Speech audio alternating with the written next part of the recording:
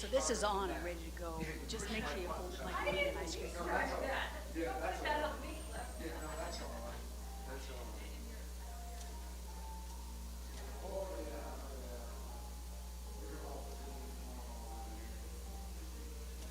Is this on? Oh,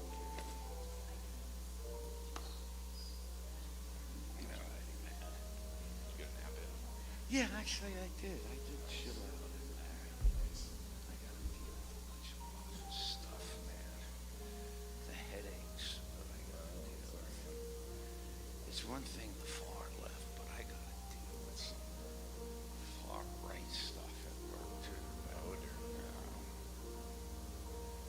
I gotta navigate it.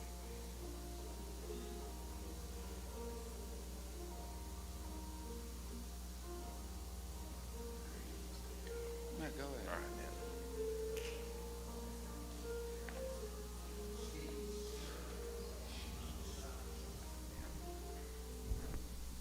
All right, good afternoon. Welcome to the final segment of our Pacific U weekend and Faith and Science Part 2 that Cliff will present, and then we'll have some Q&A, so be sure to stick around for that. And Cliff and I go way back. In January 2005, I showed up as an intern at the GC, and Cliff was just down the hall from me.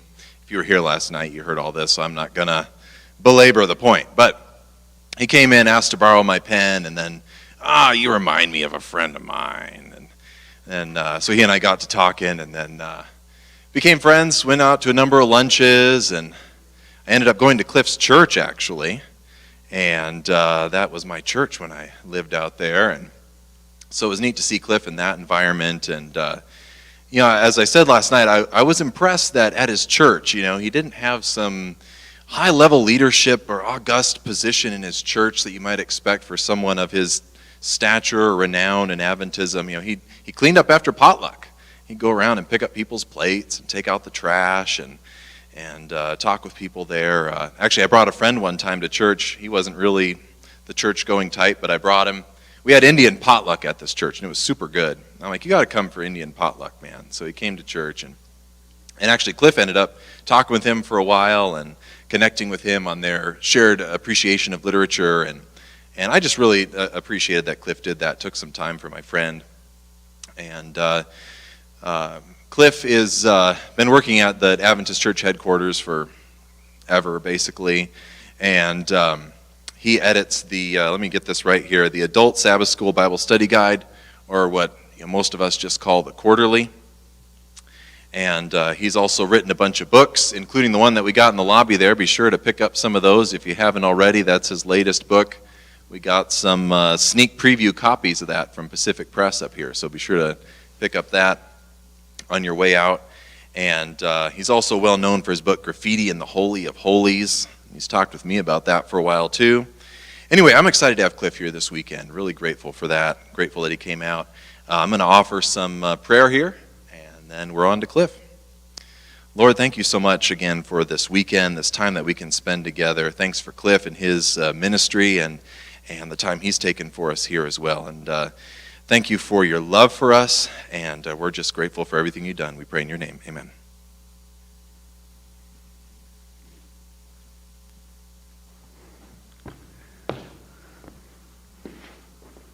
For a minute, I thought I was in California. He's up here wearing sandals.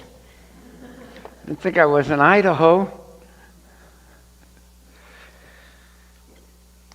What I want to do is I want to talk for a while, some more faith and science stuff, and then we can leave it open if you have any questions or anything at all and on this. And I want to ask a question. Have you ever wondered if you're a biblical creationist like I am, and we talked about a little earlier about evolution, if we are correct, God created the world and life on it. Well, there might have been a planet here for a long time. I don't have a problem with that. But God created life in 6 literal 24-hour days. no sin, no death in the beginning, and then sin and death came afterwards. Do you ever wonder why science, which seems to get so much right, and again, I put that word right in quotes, because I think I try to talk this morning making accurate predictions, building technology based on your theories, so forth. That's not necessarily the same thing as having the theory correct. Okay, I would speculate that many of the scientific theories that we believe today, if time should last 100 years from now, a lot of them would be thrown out. And they'd have something new in its place, explaining or describing the same phenomena. Just describing, they think this is a better way to describe it. Notice I use the word describe. I don't use the word explain. I can think of very little that science explains. Take the most famous, what's the most famous scientific theory or equation we know? Think of E equals mc squared. That explains absolutely nothing. It describes. It says energy equals mass times the speed of light squared. But it doesn't describe, or it doesn't explain why it does that. It just describes it, and so forth. But putting that aside, why would science, which gets so much right, and again, I put that in quotes, why has it gotten human origins? Not just wrong, but radically. Is there a heater on in here? Oh, right, the air. Okay, yeah, I was going to say, we don't need a heater in here. Yeah. And why does it get origins? Not just wrong, but we're talking radically wrong at every level. And I think it's because of two things. Science works on two principles. Two principles that it absolutely has to work on. It couldn't function without. And yet they are philosophical principles. They're not principles that science itself demands. And the two principles happen, I believe, to be wrong. And that's why you have this mess we have with creation. Now, the first principle, well, here, I'll tell you to you first, and then we'll look at them. The first is that science, which studies the natural world, must look only to the natural world for answers. Okay, when you go say blood clotting, okay, if you're studying blood clotting, you got to look at enzyme cascades. You're not looking for some kind of supernatural explanation for it. You need natural explanations for natural phenomena. The second principle is that the laws of nature remain constant. Okay, the laws of nature remain constant, and a law of nature that functioned somehow yesterday has to function the same way today, the same way tomorrow. If it didn't work that way, we couldn't do anything. Now, these are reasonable. These make sense. And in many ways, we couldn't function without these principles. And yet, I think I'm going to show you that both of them are wrong. And that gets to the heart of why I believe when it comes to origins, science gets it completely wrong. Okay, let's take a look at the first one. Natural causes for natural events. Okay? I mean, that's fine if you're going to do hurricane tracking, or you're going to do whooping crane endocrinology. I mean, you go to the doctor for a backache. Okay? And sure, maybe your doctor's a Christian, and he'll pray with you, and maybe he put his hands on you and pray for you for healing. Okay, and so on. That's all fine. But you're not going to try turning that into your insurance company. Okay? But you go because you want a natural explanation. You want a natural solution. You go to the doctor for a stomach ache, and again, he could pray with you, tell you to read some spirit of prophecy, that's fine. But you also might, he might tell you, stop drinking 4 banana daiquiris every morning for breakfast. That might help your stomach. You see, you want a physical, natural explanation for things. Science is not going to work, and God does this and God does that, no matter how much ultimately it might be that. Well, that's fine. But when it comes to the origins and origins of life on earth, it's not only useless, it's flat out 100% wrong. I mean, read the first 2 chapters of Genesis. Every single line, every single thing from beginning to end was a supernatural happening, supernatural event. In the beginning, God created the heavens and the earth. And God said, let there be light. And God said, let the waters come forth. And God said, let the plants come out of the ground. And God said, and on and on and on. Everything was supernatural. Now, what happens, though, if you decide you're going to do science, every aspect of science, and you a priori, even before you're out of the gate, you absolutely reject anything like that as a possibility.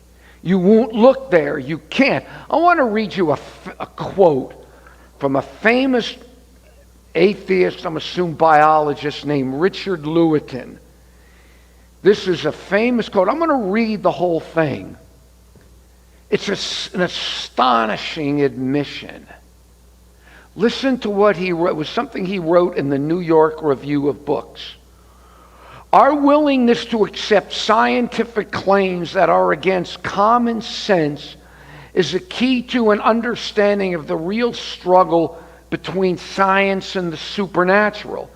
We take the side of science in spite of the patent absurdity of some of its constructs, in spite of the tolerance of the scientific community for unsubstantiated just so stories, because we have a prior commitment to materialism.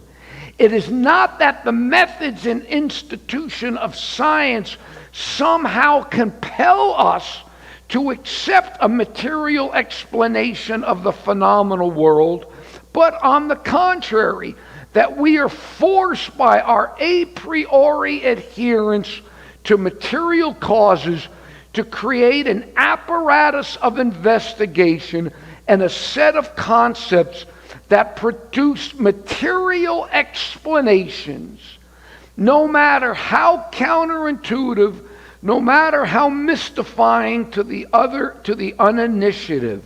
Moreover, that materialism is absolute, for we cannot allow a divine foot in the door. That's an amazing admission by this guy.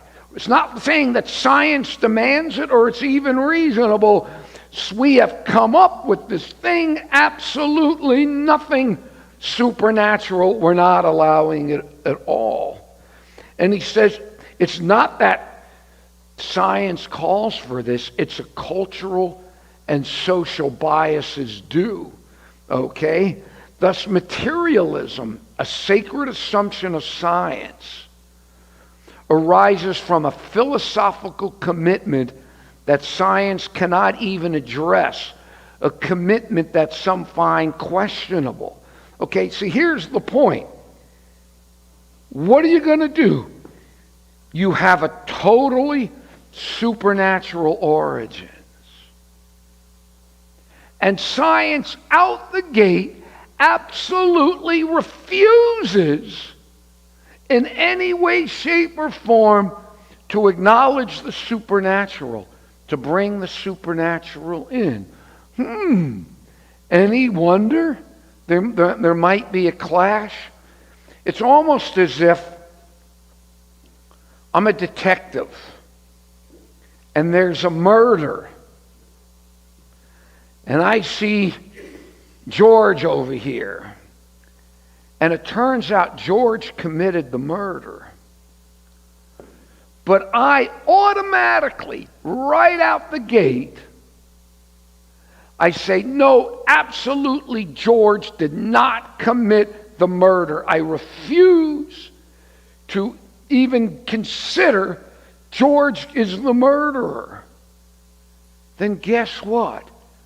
Pure logic, whomever I arrest for the murder, guess what? It has to be wrong. Because I've ruled out the murderer. I ruled it out. Now that's just an analogy, but if our origins, and I'm not going to get into it now, but the idea that the world arose from purely material causes, it's a superstition. It's logically, philosophically, every which way. It's incoherent. It's incoherent. How does the material create itself? Okay, what in the natural world? You got a turnip. There's nothing in the turnip in and of itself that's the cause of its own origins. Okay, that created itself, that explains itself. The turnip sits in the dirt. What in the dirt created itself, caused itself to be? Okay, the dirt sits on the earth. What in the earth, of the earth in and of itself caused itself to be? The earth sits in the supercluster of galaxies. What in these galaxies cause themselves to be? And then you go to the universe as a whole. But they're not worried about that. They just automatically has to be material. And if it wasn't material, if it wasn't, then you come up with things like the universe created itself out of nothing. That's some of the theories. Now, created itself out of nothing, and then that nothing caused these gases to this explosion, and then these clouds of gases coalesced together, and then chemicals formed, and those chemicals somehow became self-replicating life, and then somehow out of that self-replicating life, beings with consciousness and morality and so forth, and here we are. That's the story. It's absurd at every level, but whoa, you dare in the scientific community to even intimate that that's wrong, to intimate some kind of divine foot, and they will cut your throat.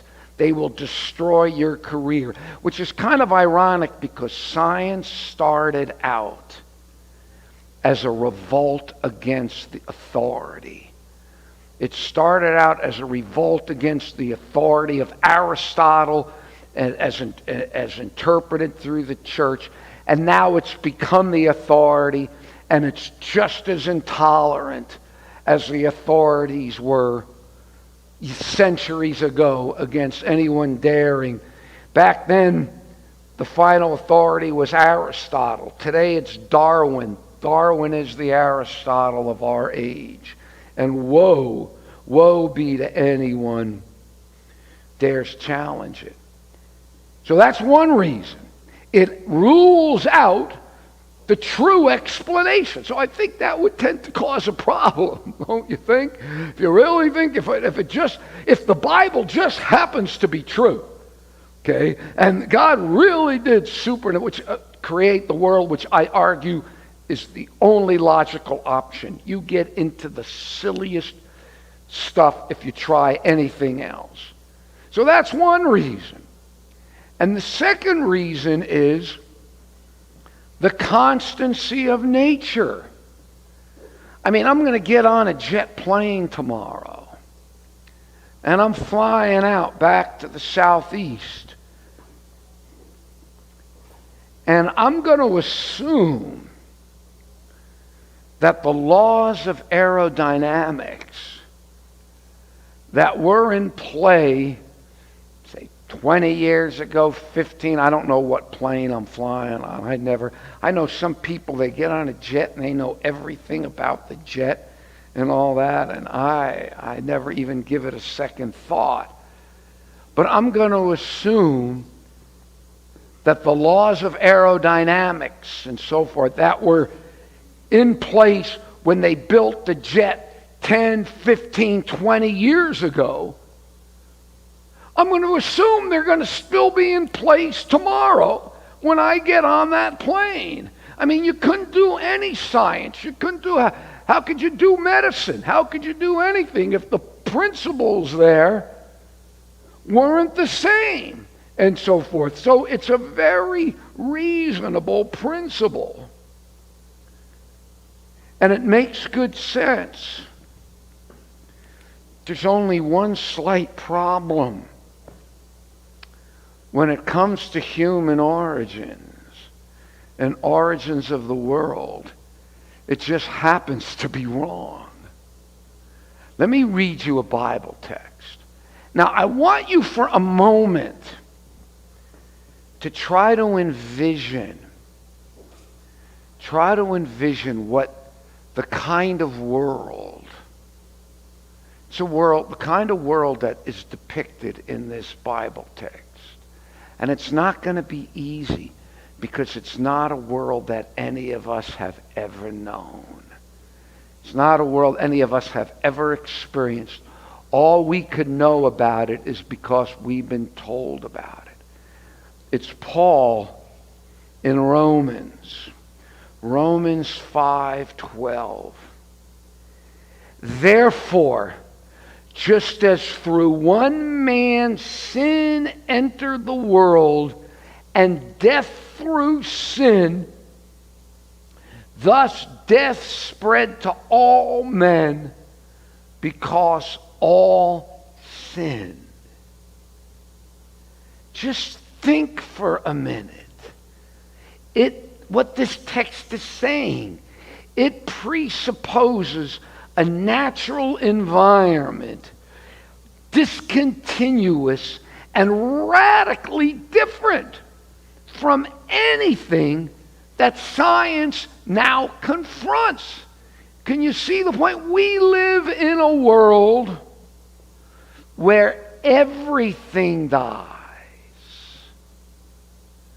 Now imagine how different our world would have been in a world where nothing died. It almost seems impossible to grasp. It almost seems impossible to grasp. Let me read you. I want to read you this Ellen White quote. And again, just think how radically different the environment was, the world was, from anything that recorded history we have outside of the Bible. This is patriarchs and prophets. This is Ellen White talking about what happened after sin. As they witnessed in drooping flower and falling leaf the first signs of decay, Adam and his companion mourned more deeply than men now mourn over their dead. I mean, this is a radically different world. The death of the frail, delicate flowers was indeed a cause of sorrow.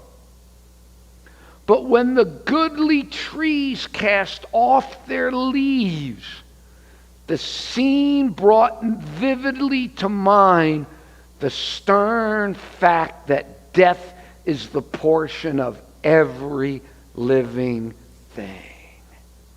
Whew. See, that wasn't the way it was supposed to be in the beginning. What can science, which studies only an environment where everything dies, teach us about an environment where nothing did? Can you see there is a radical discontinuity between our world today and the world when God first created it.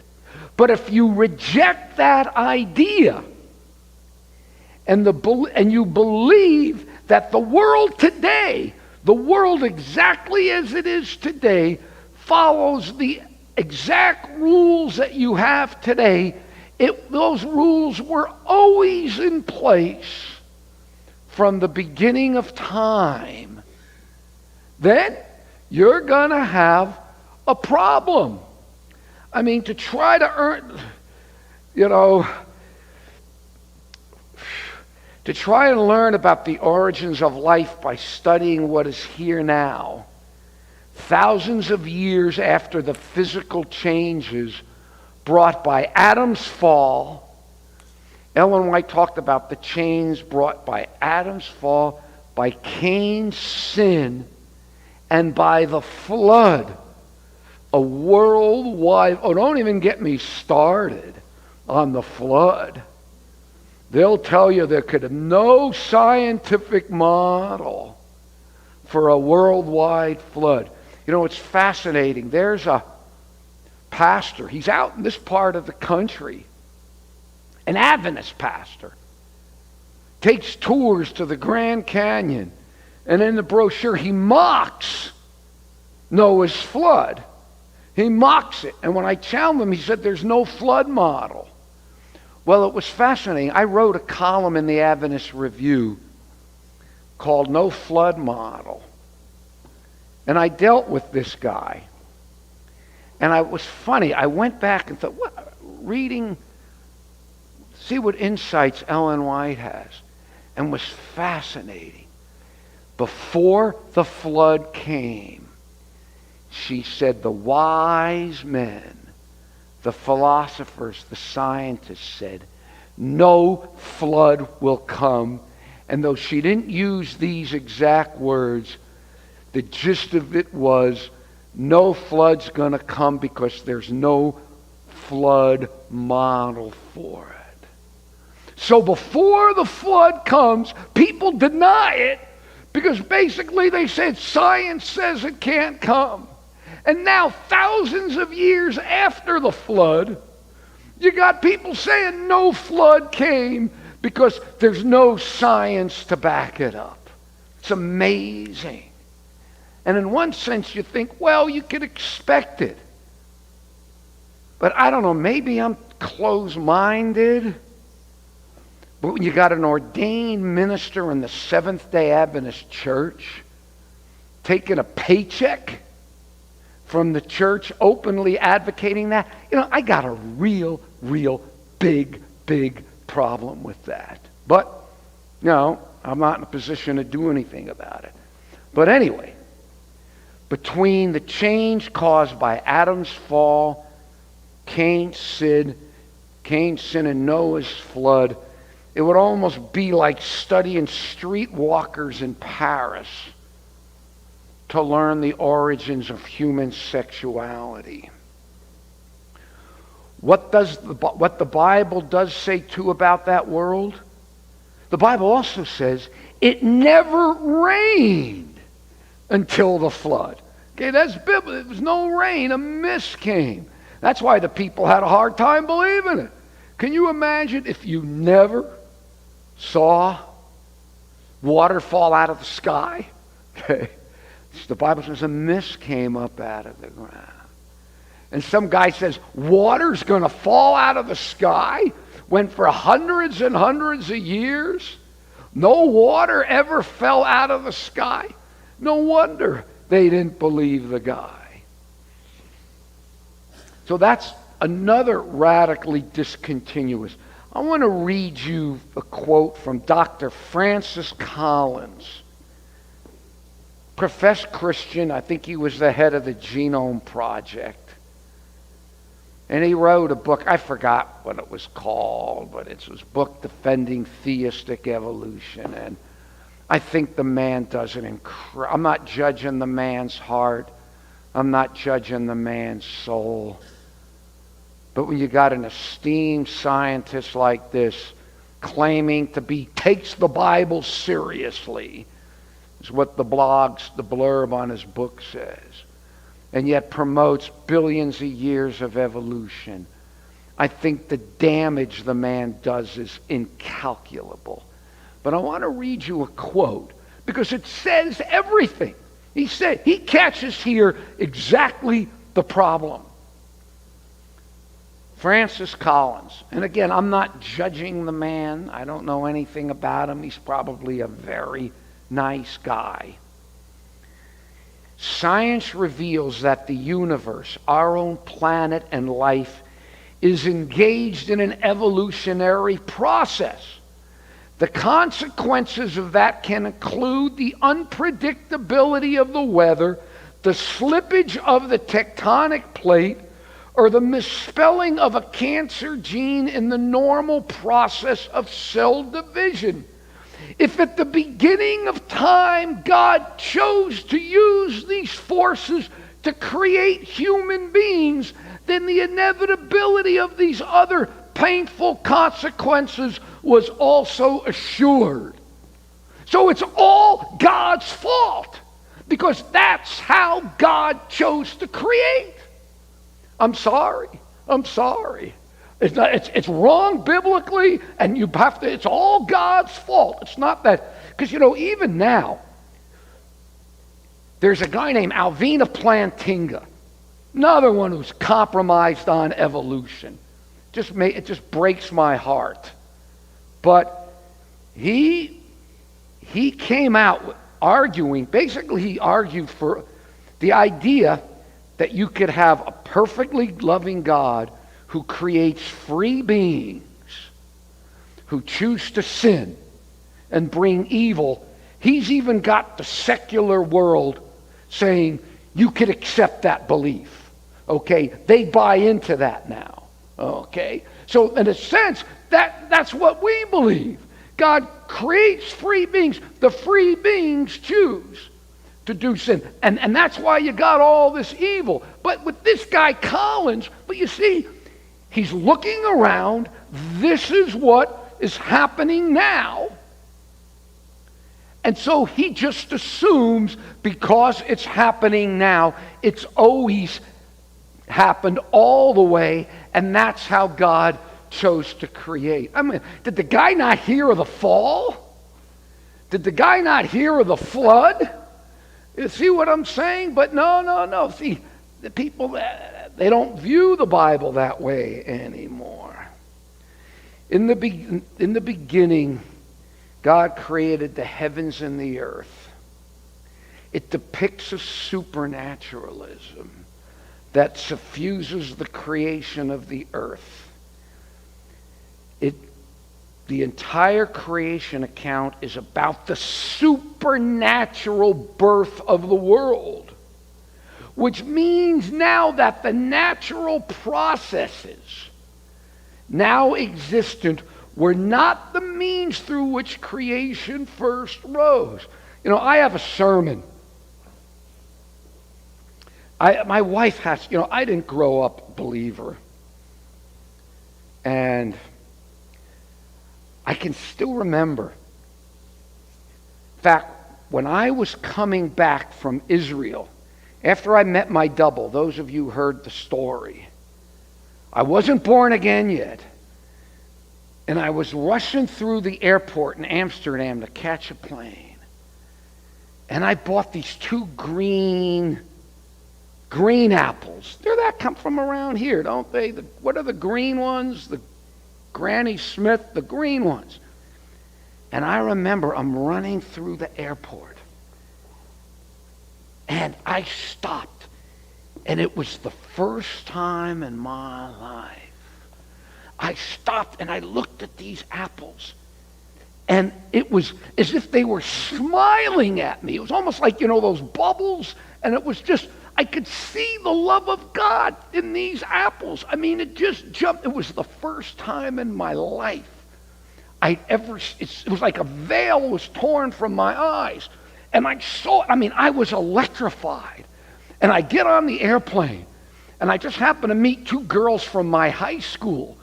And it was the first time I ever witnessed in my life. And I said, can you look at these apples? Can you see the love of God in these apples? And I'm going on and on and on. And this one girl looks at me. She says, you're into your apples too much. Why don't you just eat them? Okay. But the bottom line was, sometimes I sit down to eat breakfast. And my wife and I look at the fruit. I have a sermon called the Grapefruit Sermon. And I'll never forget one time I'm eating breakfast.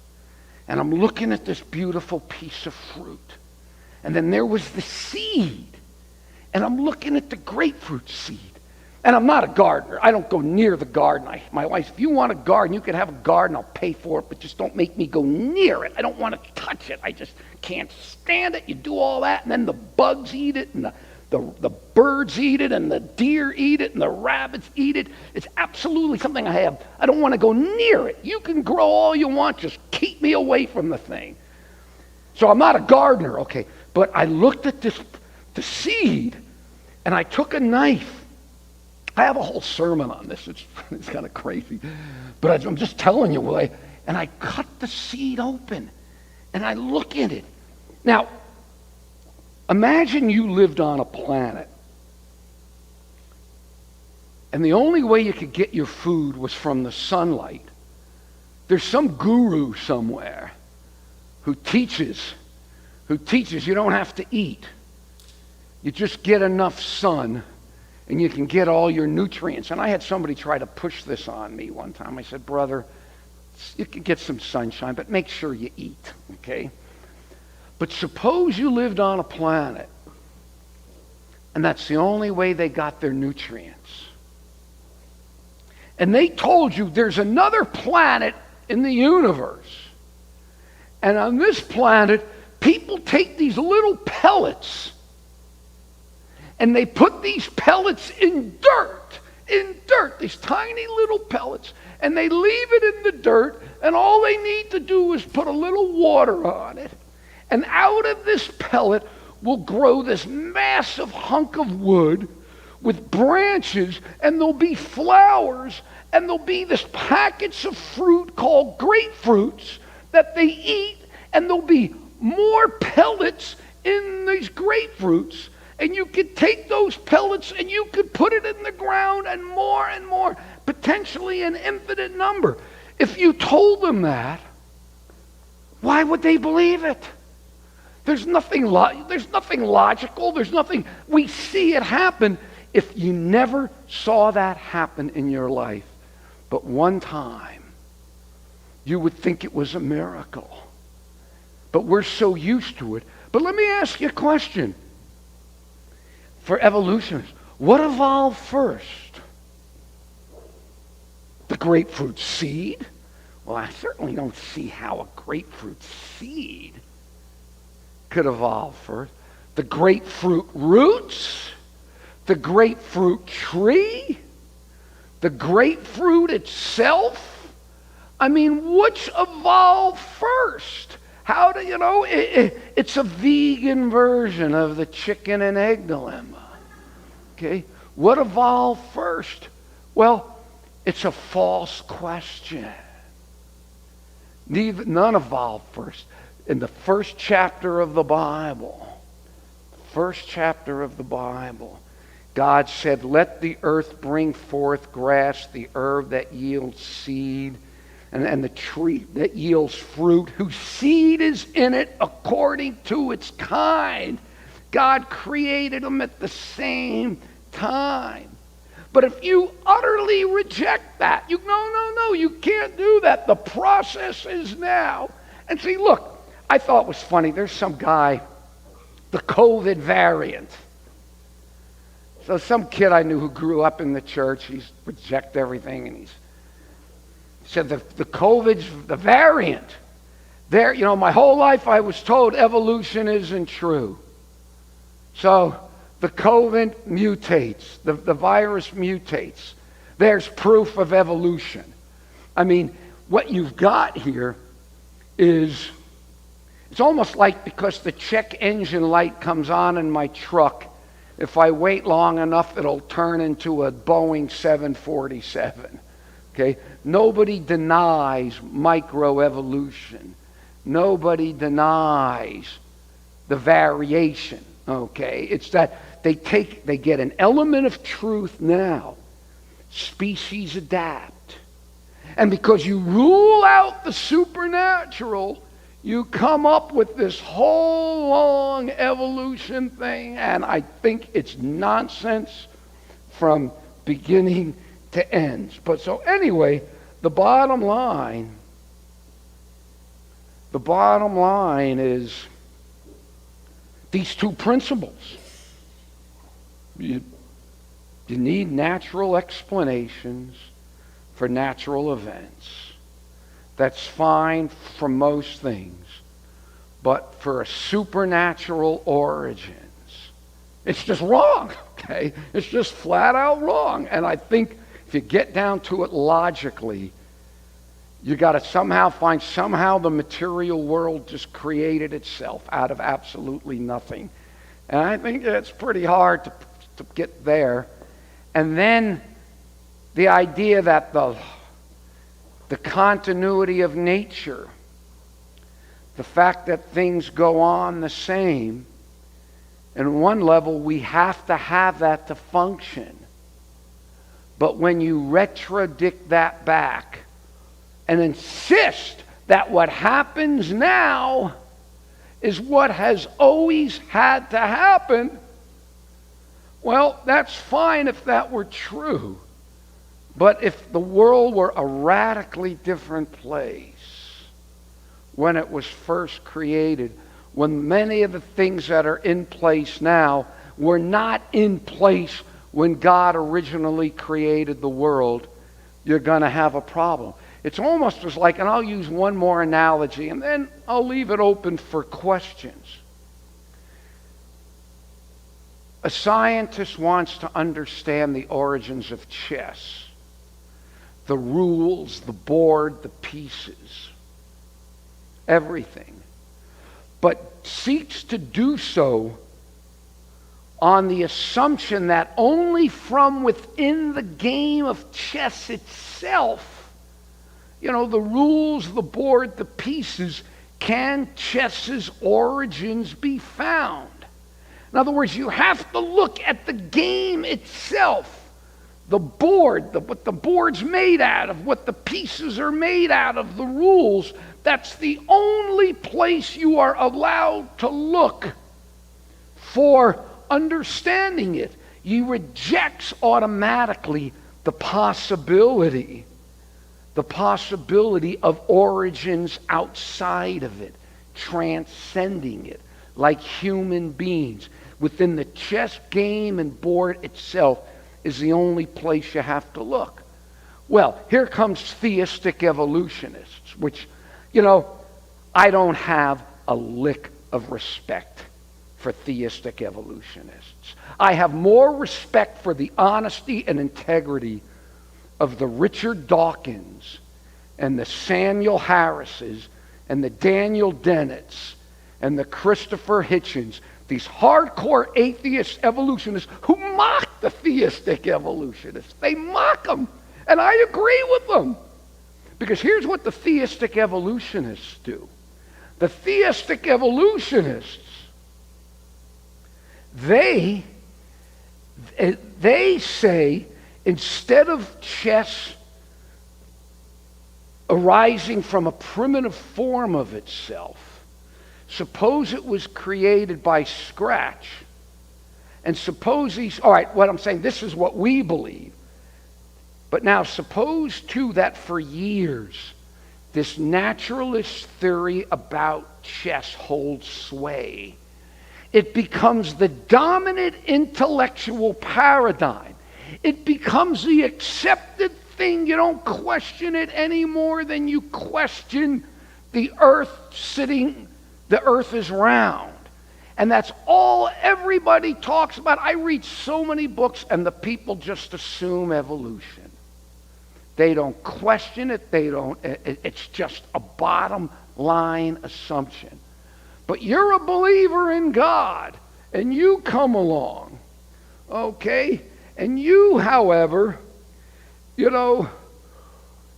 reject the naturalist underpinning of the process. But they accept, even though they reject the naturalistic underpinning, they accept the process itself. In other words, the theistic evolutionists say, okay, yes, we humans did create chess, but because the process, the reigning scientific paradigm, is buttressed by so much scientific evidence, because that's what we're told, the overwhelming scientific evidence. But I guarantee with every bit of that evidence, you look at it and you get a little deeper, it's going to be built on one assumption. And it might make good sense. And that assumption's going to be built on another assumption, and that makes good sense. But sooner or later, it's going to bottom out. And sooner or later, at some point, they're going to have to take a leap of faith, assuming something they can't prove. And if the biblical version is correct, then when they make a leap of faith over something, they're putting faith in the wrong things. But going on this, they accept the process that the chess was formed through all this long time, but they accept the process, but they, how I put this? They accept the process even though the process itself is premised on and cannot be separated from concepts that are antithetical to the ideas of humans having created chess. Okay, what I'm saying is, theistic evolutionists, they reject the premise, blind forces created the world. Okay, they'll say God did it, but what I'm arguing is that the process itself, the evolutionary process itself, was built on the whole idea that unconscious forces created the world. In other words, they're trying to put God into a process that at its very core is antithetical to everything Scripture teaches about God. Does that make sense? Am I explaining myself here clearly with that? Well, you might not agree, but I'm just saying the whole evolutionary process was premised on unconscious blind forces. And Christians come along and say, no, we'll accept, the billions of years. We'll just stick God in it. Thank you, but no thank you. The God who would think, if evolution is true, God uses billions of years of violence, predation, death, and then gives us some cockamamie, ludicrous story in the Bible that in every particular in every particular is completely antithetical to the process, we're left for the whole Old Testament period there in darkness. The whole Old New Testament period there in darkness.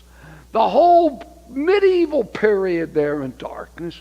The whole Reformation period there in darkness. And it's not until the 19th century when all these other secular forces, Marxism and so on, and atheism and all that, even though some of these were there, and God waits to use Charles Darwin to finally straighten us all out and let us know that we were wrong all the time in the Bible story. You know, people want to, God,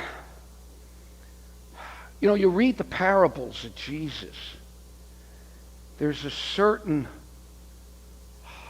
isomorphism. There's a certain link. The parable of the sower kind of fits. It falls in stony ground. The birds eat it. The thorns come up, and so on. And then the good ground. Okay, it makes some sense. But if the Genesis account, if that's a parable or something, God sure did one lousy job of giving us the story of creation, because it's wrong on every single account.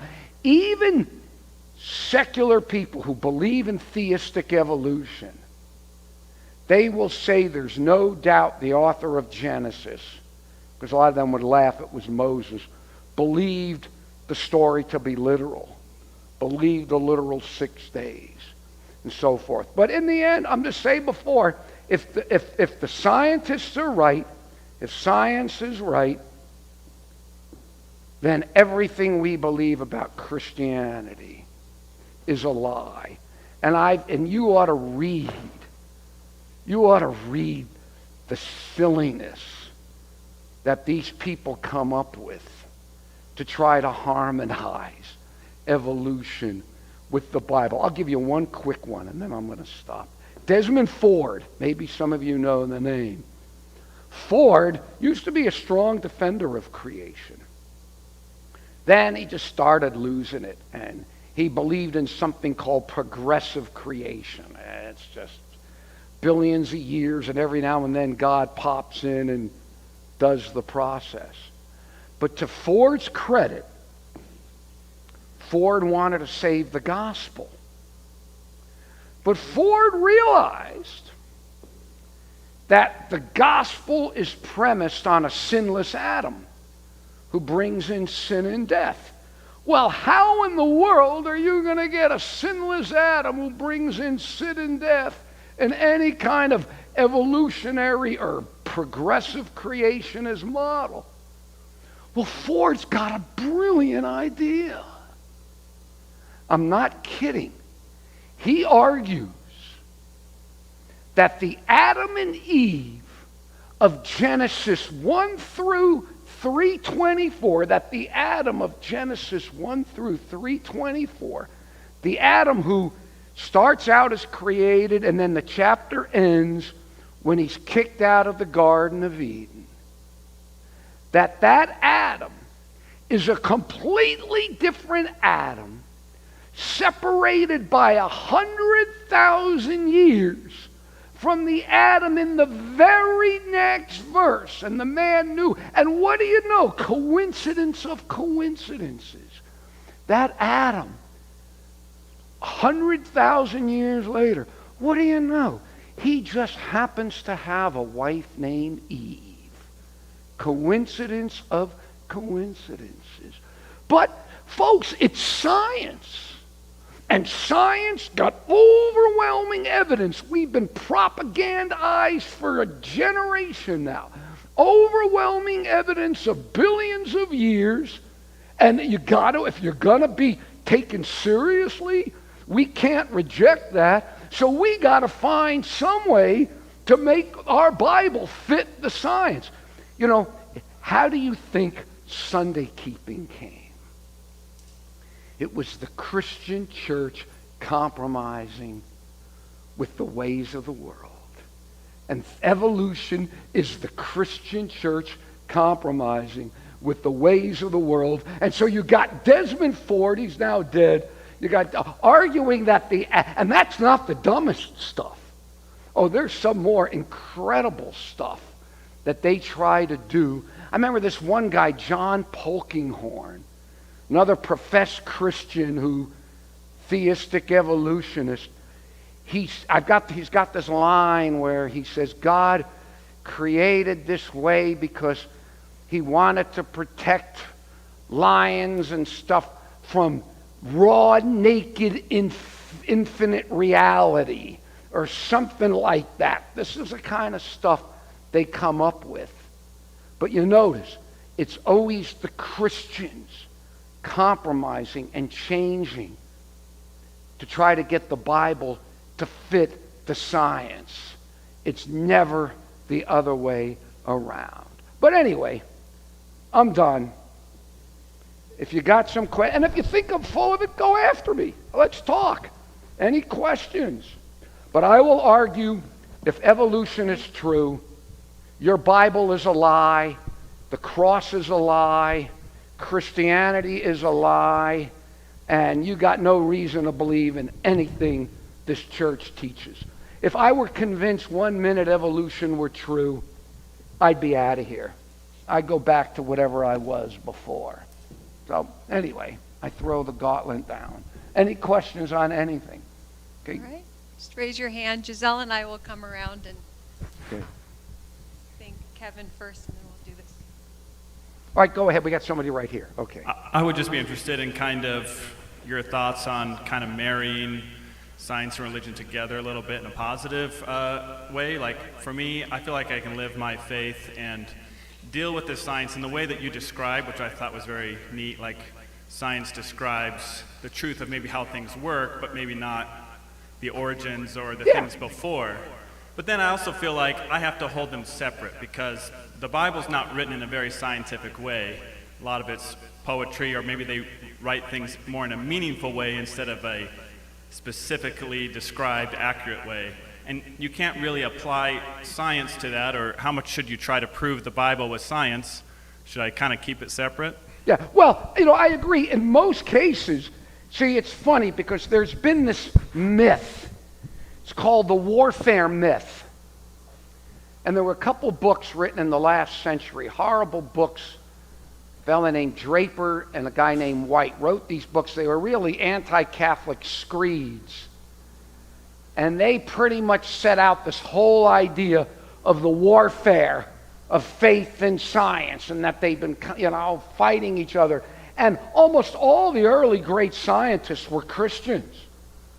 Almost all that Newton, Copernicus, Galileo, Faraday, a lot of them all saw them using their science to understand the workings of God. And in many ways, look at what science, the cell, the complexity of life in the cell. Oh, and outside of origins, outside of the dogmatism of science, the closed-minded dogmatism that you heard the quote, they absolutely refuse to let a divine foot in the door. And again, that is not something that science demands. It's a philosophical assumption brought about by the culture. But, I think in many ways, again, as I said this morning, being anti-evolution no more makes me anti-science than being against praying to Mary makes me anti-prayer. Okay, so I think in most cases, it's amazing. It's amazing, and what they're discovering about they call them the anthropic coincidences, how fine-tuned life is and see, it all depends on how you want to interpret it. You want to interpret it through the lens of evolution or something, but I think for the most part, there doesn't have to be this antipathy. And then the argument that, sure, the Bible isn't a science book. That's true. But you've got to be... So what do? Science says life evolved over billions of years. The Bible says God created humans in one day. Okay? I mean, you can't deny the contradiction there. And then some try to, in the end, it's always the Christians who do the compromising. So I just think in this one area, which is not a small area, that's really where the problem lies. But most of the rest of it, I can see a great harmony there. And I think we should try to work in as much harmony with it as we can. So, okay. Yeah, the biblical account and Spirit of Prophecy points to a short earth creationism, and which is, generally speaking, I think still probably the most popular Adventist view of things. How do you coincide that with carbon dating? Well, here's my understanding. If you were to ask me how I believe, okay, first of all, I have no problem with the Big Bang. Okay? God said bang, and there it was, I mean, God could have, the Big Bang in it. Now, the way they try to teach the Big Bang, they try to teach it in totally naturalistic ways, which is absurd. But I have no problem if 13 billion years ago, God creates the cosmos. Okay, because Genesis 1 and 2. In the beginning, God created the heavens and the earth. And ha'aretz hayatohu v'bohu. And the earth was without form and void. And darkness was upon the face of the deep. And the Spirit of God hovered over the waters. So there was something here, I believe. There was something here that God had created way back when. And then in the sixth literal day, because then you get the sequence. And God said, let there be. And it was so. God, day one. And God said, let there be. The whole shift in the style changes. But you've got those first 2 days. Now, some would disagree with me and so on, but I tend to think there was something here a long time ago that might help explain some of the carbon stuff. But here in the end, too, what are the assumptions? All this stuff still has to work on the assumption that all the decay rates and everything were always the same. Okay? And that's an assumption. How do you ultimately prove that? So I admit that, but again, if what the science says, but at what level, what are they assuming for this? And they might have very good reasons for what they assume. But what's fascinating is the history of science is filled with theories that people had very good reasons to believe that they no longer believe anymore.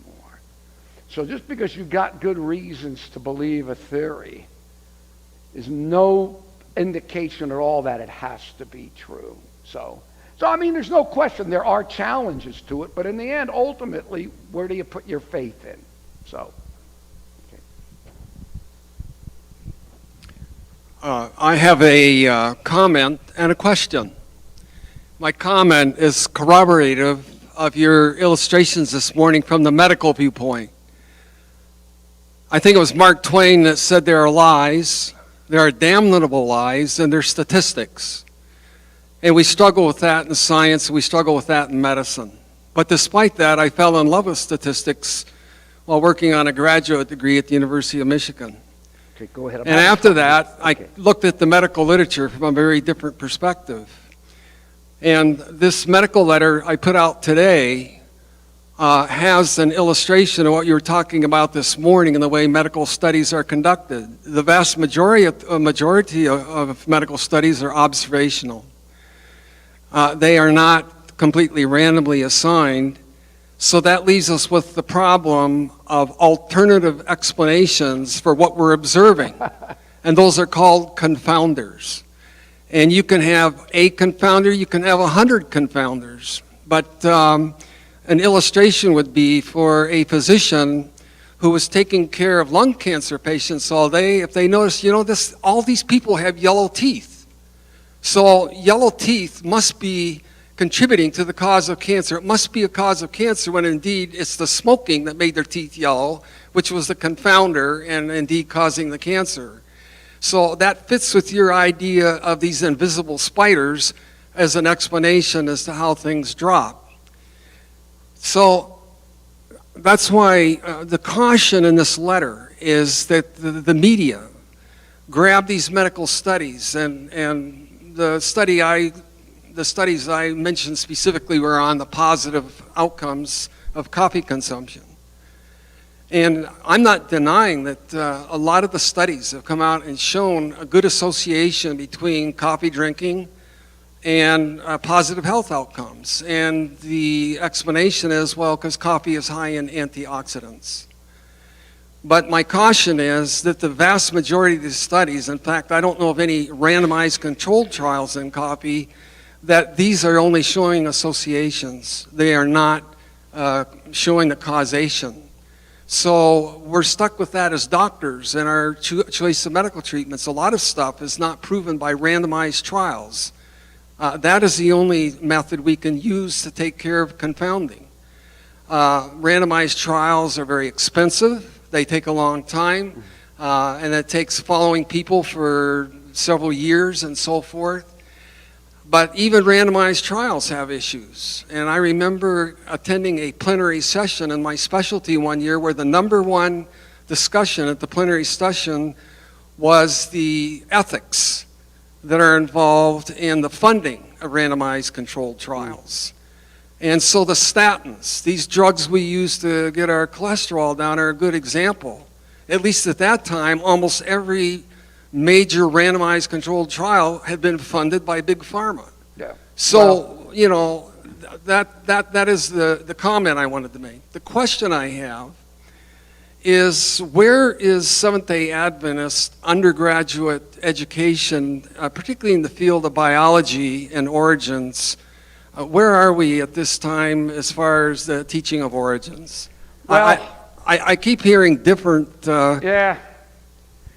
Yeah, well, I haven't taken any biology courses here. I imagine some are good and some are dreadful. I imagine some are good and there's some those people should be thrown out so fast their head would spin. You believe in billions of years of evolution and you teach this to our students, you have no right to be a teacher in the Seventh-day Adventist college. You need to explain what's going on. You need to give the reasons why people believe it.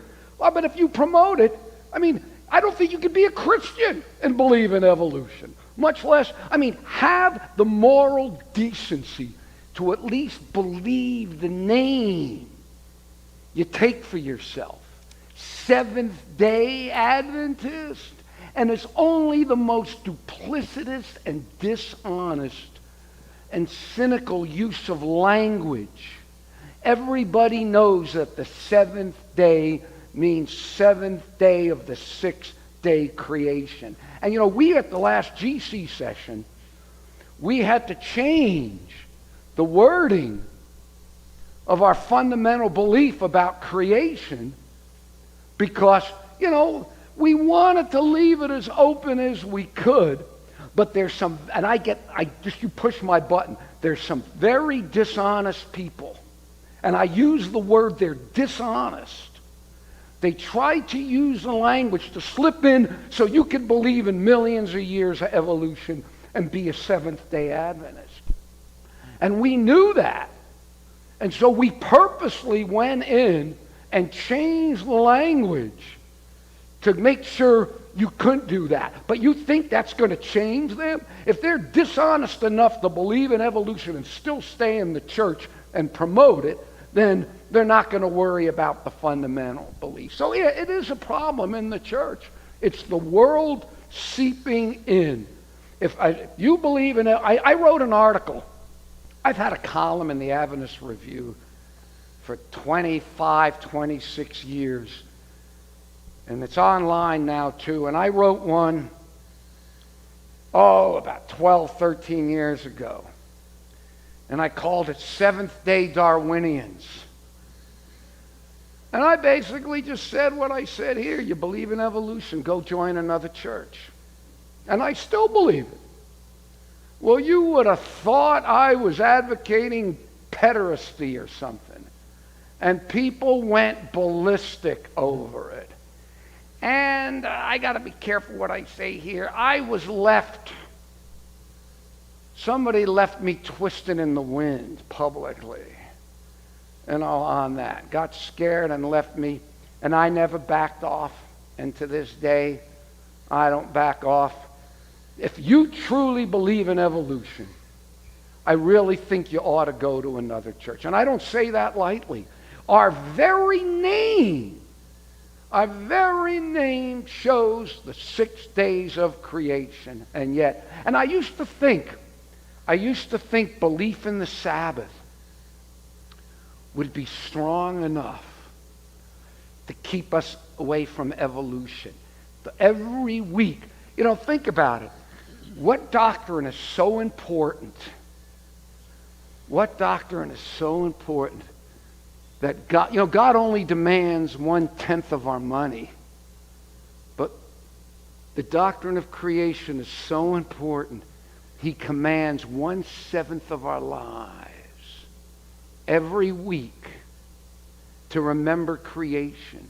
And it's so important that we don't go to it. It comes to us. Every week, without exception, the seventh-day Sabbath comes to us. A reminder to us of God created the world in 6 days. And yet the lure of the world, the lure of science is so strong. And all through Christianity. Anybody here ever hear of Dr. William Lane Craig? Yeah, Craig was my hero for so long. Amazing apologist. And he just now is coming out with the book, Billions of Years, Million, some kind of compromise and so on. And I plan to write an article about him on that. And, it's funny, I used to say, if I could do what I really wanted to do with my life, I wouldn't be editing the Sabbath School Quarterly. I would be a poor man's Ravi Zacharias, okay? I would have loved to have gone to secular college campuses. Go right in the lion's den. Go right in with hostile audiences and defend my Christian faith. And that's what Ravi Zacharias did. So I used to say I'd want to be a poor man's Ravi Zacharias. I don't say that anymore. But in some ways, I feel like what William Lane Craig has done in some ways is worse than what Ravi Zacharias has done. Because what's going to happen now, because William Lane Craig is so respected, that he's going to help lead millions or however other Christians thinking they could accept some form of evolution and all this stuff and still believe in the Bible. What do you think will happen? You often wonder, how could final events unfold? Oh man alive, after COVID, after what happened with COVID, all bets are off. The whole world, overnight, everything has changed. And I don't think we're ever going back to the way we were before. And it's funny, you think about two things. Who thinks American democracy is going to keep going? Who thinks our country is going to keep going? We've got a lull now. because Trump is out. Okay, so things have calmed down. But sooner or later, something's going to bring I still don't see how the whole thing could keep going. So, for prophecy to be fulfilled, America's going to have to radically change. Okay? And I can see it happening now. But the bottom line is, can you see somebody who believes in millions of years of evolution willing to face persecution for the seventh-day Sabbath over a six-day creation? That's a myth. You'd have to be a blasted fool to do that. I wouldn't do it. A literal six, how easy to spiritualize away the seventh-day Sabbath after you spiritualize away the first 6 days. See what I'm saying? So to me, it's just a setup for that. But anyway, next question. Go ahead. Yes, sir. Do you think the second principle of science disproves evolution? Do I think what? The second principle of science, don't you think that disproves evolution? Second law of thermodynamics? Well, you really need the second law to have change. I wouldn't say that because you could run into trouble even though you look around. Well, they argue the earth is an open system. The heat from the sun coming in is adding energy. So they would argue against that, but I look around and putting aside I thought about that the other day. Just putting aside the second law of thermodynamics, what is the natural tendency of things to do? They go south. They go south. So I would not even want to bring in the second law because you need in many ways the second law of thermodynamics for there to be change at all. Some would argue the second law is what makes evolution possible, but I'd be careful with that. But putting all that aside, I just look around and things do tend to degenerate, left on their own, even with all the sunlight pouring in, even with all the energy pouring in. So I don't say it disproves it, but I think to me, if you really think about evolution, it is so stupid. I mean, it really, really is. So the man evolved, and the woman evolved, and the man just happened to evolve male reproductive stuff, and women happen to evolve women, and the complicate and all that. I mean, it's just, if you really think about it, the whole thing, and again, they say, well, God got involved in the process. Well, if God did, then God is a liar, because God gave us an awfully stupid, irrational, erroneous story on how he created. And William Lane Craig really shocked me when at one point he said, I don't believe God created Eve out of Adam's side. So in other words, so God lied. God lied. He's saying, it was a metaphor. It's not a metaphor. What was it a metaphor for? Billions of years of evolution? When I think about the creation story, that makes the most sense. Look how closely related we are in the flesh. Look how close, we're so similar, and yet we're so different because we were created from the same, and yet one evolved. I mean, it's when the scales all I do is eat breakfast in the morning, and I see the fruit on my plate or the vegetables. The scales have been ripped from my eyes. And I realize how the entire intellectual foundation of the modern world is built on a lie. Okay? And that's just how I see it. So why the grapefruit evolved, the seed, the blueberry was somehow evolving in its seed, and the cauliflower was evolving, and the apple, all these things just evolved on their own, and all looked so good, taste so good, so healthy for us, on and on. And yeah, I'm telling you, every morning, some mornings my wife says, "Can we just eat? Can we just eat?" She gets, I don't want to, but I say, I don't want to lose the grandeur of it. I don't want to, when I look at the fruit in the morning, I have not a doubt in my mind. I can honestly say right now that the existence of God is the most obvious truth I know. Somebody asked me a while back, a friend of mine, he said to me, "Do you ever doubt?" And I said, "Nah, and if I do, I realize for me, from the things I believe, the experiences I have, the most illogical thing I can do is doubt." And I said, so when I said, "Nah, I don't doubt anymore because it's so illogical." And he goes, "Illogical?" And I said, "Yeah, it's the most illogical thing I can do." And again, every morning when I sit down and I look at that fruit and I look at the wheat and the oats and the almonds and all this, it's like, this is Eden. This is it's all there. It's like even after 6,000 years of sin, the flood and all that, you got this stuff right in front of you. I think of those verses, Paul in Romans 1.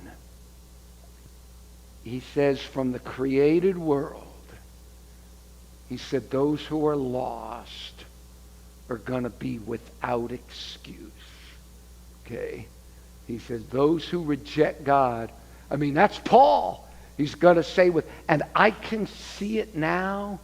I see. So it's almost like it's like this veil got torn off me. And the existence of God and the creation story. And everywhere I look to, you see the flood.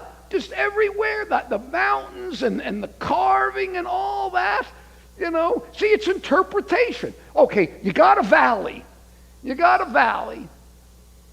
And it's dug. And you see it's eroding 1 inch, a millimeter a year.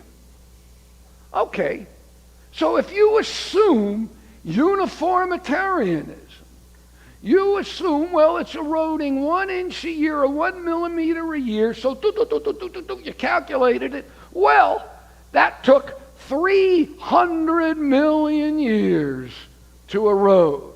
Okay? Well, sure. If what's happening now is what always happened. Okay? But maybe what's happening now isn't what always happened. Maybe, heaven forbid, you'd actually believe this, but there was, and you read the flood, and then you read Ellen White's description of the flood. It was the supernatural, the rocks thrown up in the air, and landing. And then the other thing I found fascinating too, Scripture says that after the flood, God sent a wind over. Okay? And Ellen White describes how God sent this wind to dry up because all the bodies. And then at one point she said the wind was so strong it blew the tops off of mountains. Okay? Now, when have we ever in our life ever experienced a wind strong enough to blow the top off of a mountain? So if you go by just what we have today, and then you look at the natural world and you say, well, and so on, and you judge it by what happens today, you're going to get it all wrong. And anyway, so. Okay, go ahead. Sure. Actually, I've got 3 questions, but I'll just ask one now, and if there's later I can ask others. I have to get close. I'm going deaf in my old age. Okay, well, actually, the microphone's kind of going. Yeah, sometimes the acoustics doesn't work, but go ahead. My wife wants me to get a hearing aid, but you could put a gun to my head before I'm going to get a hearing aid. Okay, she says hold it in the middle, so I guess that's what happens here. I'll take the second question because I'm not sure you have an answer to the first one. We have all these dinosaurs we're digging up. Sure. And I think Adventists generally assume that's a byproduct of the flood. And we have great deposits of limestone, which science says are deposits from shellfish and fish and that kind of a thing. That's where that came from. Where's all the humans?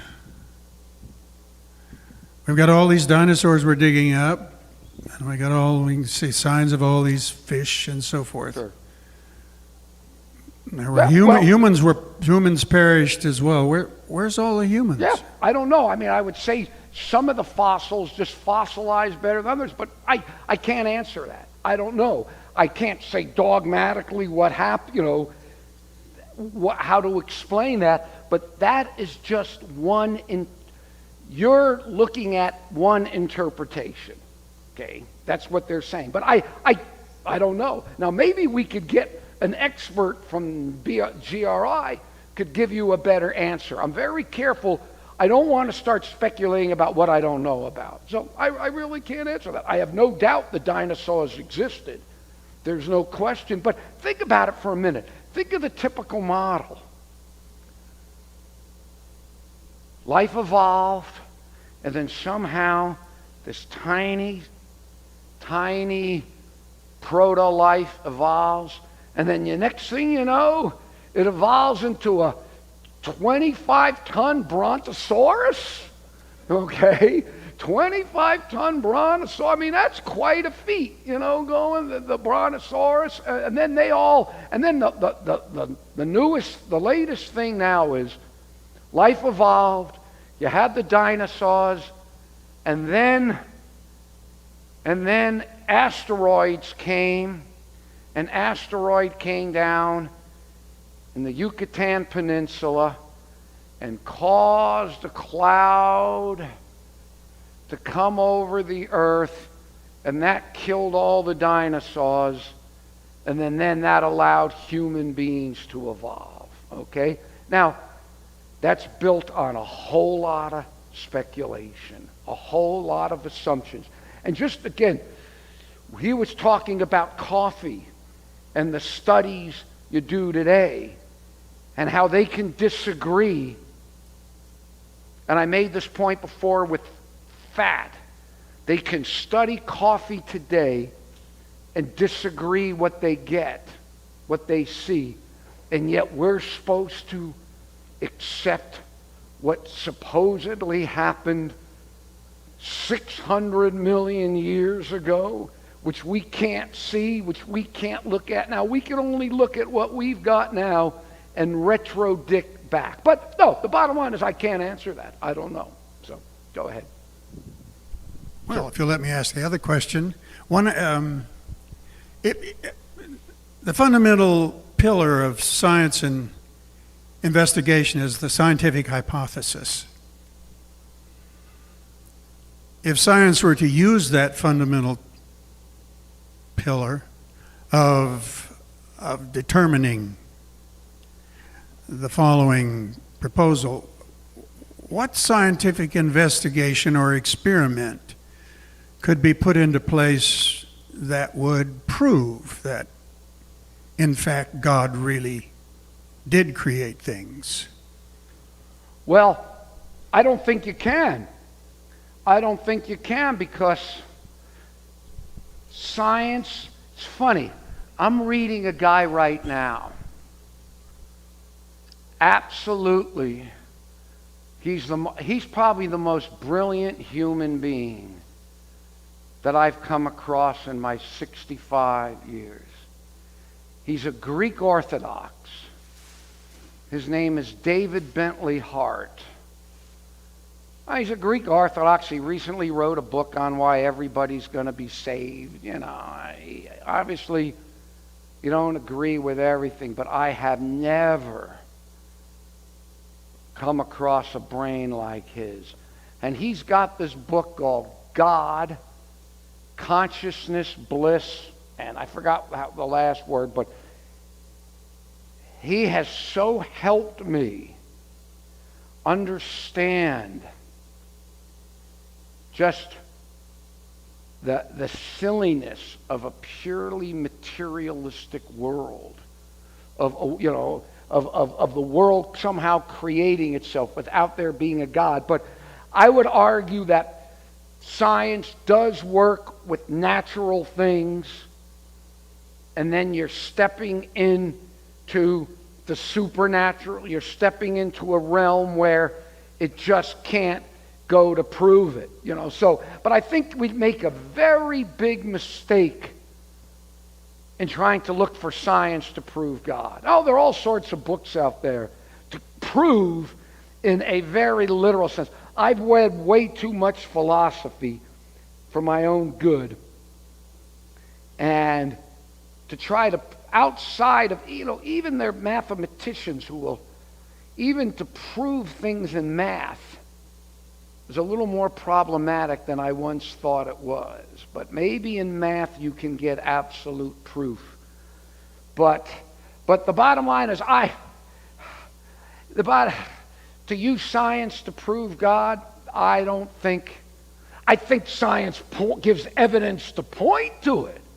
Oh my goodness, I think, the amazing creation. It's kind of ironic, the more science discovers about the nature of the created world, the less feasible becomes science's explanation for how it came about. There was a guy, Francis Crick, a DNA fame. And Crick was a new atheist before there were new atheists.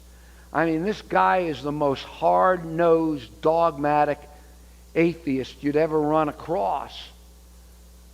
But Crick, he really came to the conclusion life is way, way too complicated to have arisen by chance in the length of time that science posits. So he has what's called the panspermia theory. And he actually, the Nobel Prize winner, the founder of DNA, he theorized that aliens in rocket ships came to the earth and seeded the earth with life. And that's how life got started on earth. Now, even if you wanted to accept that, it does lead to the question, well, where did the aliens come from? It doesn't solve the God problem at all. But the bottom line is, I think it'd be a fool's venture to try to use science to prove God's existence. For me right now, God's existence is the most obvious. I don't need science. I don't need anything to prove to me the mere fact that we're here when we don't have to be here. I know of no logical contradiction that would entail us not being here. And to me, and that's a powerful evidence pointing towards we're contingent beings, and the existence of contingent beings ultimately points to some ultimate non-contingent being. And I could thank David Bentley Hart for that, because he's not easy. I've had to read the book. I'm on my third run through it. And I think now I'm finally getting what he's saying. And it's powerful. Very powerful. Anyway, you had another. All right, go ahead. With your morning, Sure. you said that Jesus took the punishment that we deserved. What was that punishment? Sin, evil. Look at the world. Look at the violence, the evil. Look how evil sin is. Look at what sin has done to the world. Sin is the most evil thing in the universe. God's got a moral law. God's got a moral thing. He's got a moral universe. And he, instead of us facing the punishment, God himself. See, here's how I see. Scripture teaches the plan of salvation was put in place before time began, which is very interesting in light of the Big Bang. Because the Big Bang teaches that there was no time. There was the singularity, it exploded, and out of the singularity, space, matter, energy, and time started. So Paul says before time began. So whether Paul was thinking of Big Bang cosmogony, I don't know. I doubt it. But whatever it was a long time ago. God wants to create beings that love him. You know, how many of you are dog lovers? I love my dog, but you know, there are times when I could take that dog out and shoot it. Okay? But you know, suppose you wanted a dog. And I'll get to your point. Because it's an important point. Because to me, it's the whole Christianity.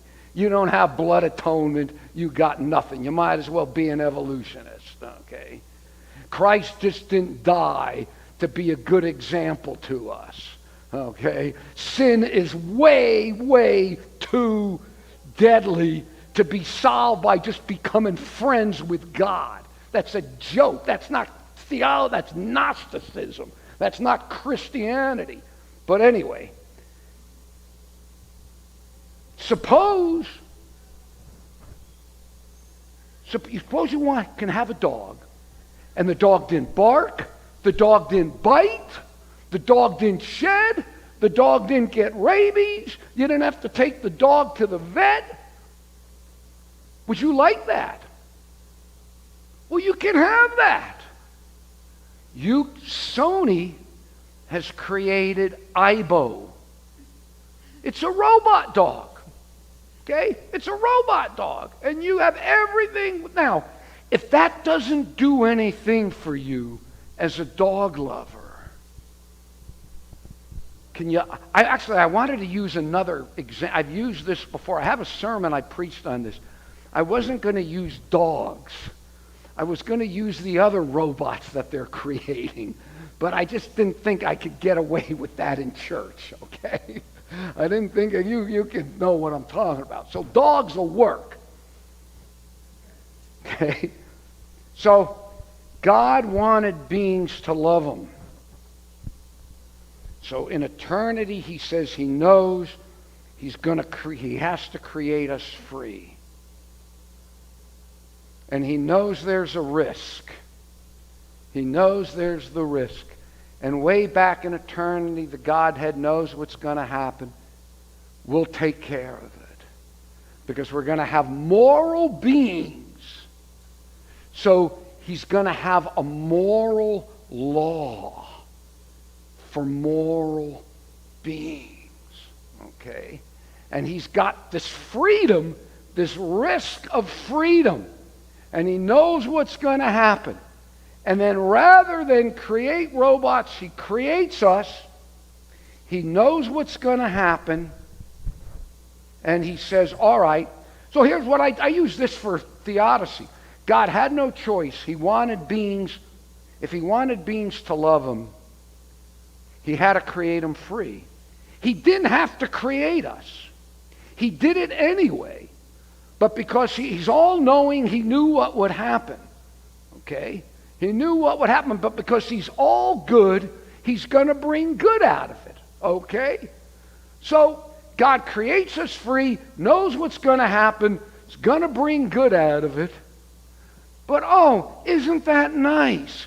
God's up in heaven, the angels are worshiping him and praising him Why, down here we slog through the blood, sweat, and tears, but God's going to bring all good out of it. Isn't that nice? I got a real problem with that. It reminds me of World War II. I think they called George Patton Blood and Guts Patton. And I think it was some grunt. That was, they didn't call World War II soldiers grunts, did they? That's Vietnam. What were the GIs? Some GI complained, yeah, it's our blood and guts. Okay. So God's up in heaven. The angels are worshiping him while he's going to work it all out. Instead, you've got the cross. You've got Christ coming down. You know, you read Isaiah 53. I think the greatest substitutionary atonement chapter in all the Bible is not found in Paul, is not found in the New Testament. It's Isaiah 53. And it says, Christ bore our griefs and carried our sorrows. You know, that's a really lousy translation. The Hebrew there, holy, our sicknesses, makavot. Okay, Christ bore. See, here's the thing. We look at I'm deviating here a little. Human suffering. We often talk about the sum total of human suffering in the world. That's a joke. I say it's a joke. Human suffering is never summed up and totaled. No human being in the history of the world has ever suffered more than one human being could suffer. See, I can't splice into you and feel any of your pain. The only pain any human being will ever know is the most any human being could know. We can't feel anybody else's pain. We can't spew their spit. We can't sweat their sweat. No, the only pain we will ever know is only our own pain. We'll never know any more. Okay? The only exception, Isaiah, Jesus on the cross. He bore our griefs, our sorrows. Whose? We're not Calvinists. Who did Jesus die for on the cross? The whole world. I don't want to read more into that text than is there, but I don't want to read less. But I believe at the cross somehow God himself, in bearing our sin and bearing our punishment, he suffered more for the evil and sin in the world than any human being has ever suffered. Because we can't suffer any more than an individual. But the bottom line is, look at evil in the world. Look at the suffering in the world. All this is a result of sin. You know, I have a sermon. I haven't preached it in 30 years because it upsets people. But I have a sermon called The Promise of Hell. You know, I'm a Jew. I didn't grow up, my family didn't come over on the Mayflower, you know, and some rich white Anglo-Saxon Protestant, you know, and so on. I mean, there's a whole room in the Holocaust Museum in D.C. that was from the family my mother's side came from. I want there to be hell. I want these people to burn in hell. I want there to be retributive judgment. Now, I'm willing to accept that it's going to be in ways that I don't necessarily, you know, I'm going to have 1,000 years to get my question. Isn't that beautiful? God will not punish one person in hell until after the millennium. We will have 1,000 years. Because I got relatives that I don't think are going to be there. Okay? I mean, I just flat out, I just don't see how they're going to be there. And how nice to know that I will have 1,000 years to get our questions answered. But in the end, I argue, look at all the evil in the world. It's all the suffering. It's all the result of sin.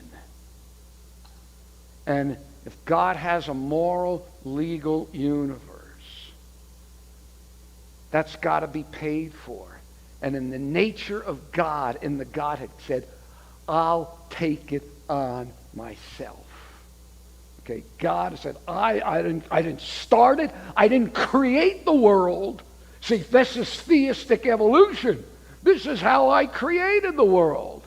Okay, now I'm going to atone for it. I created the world perfect.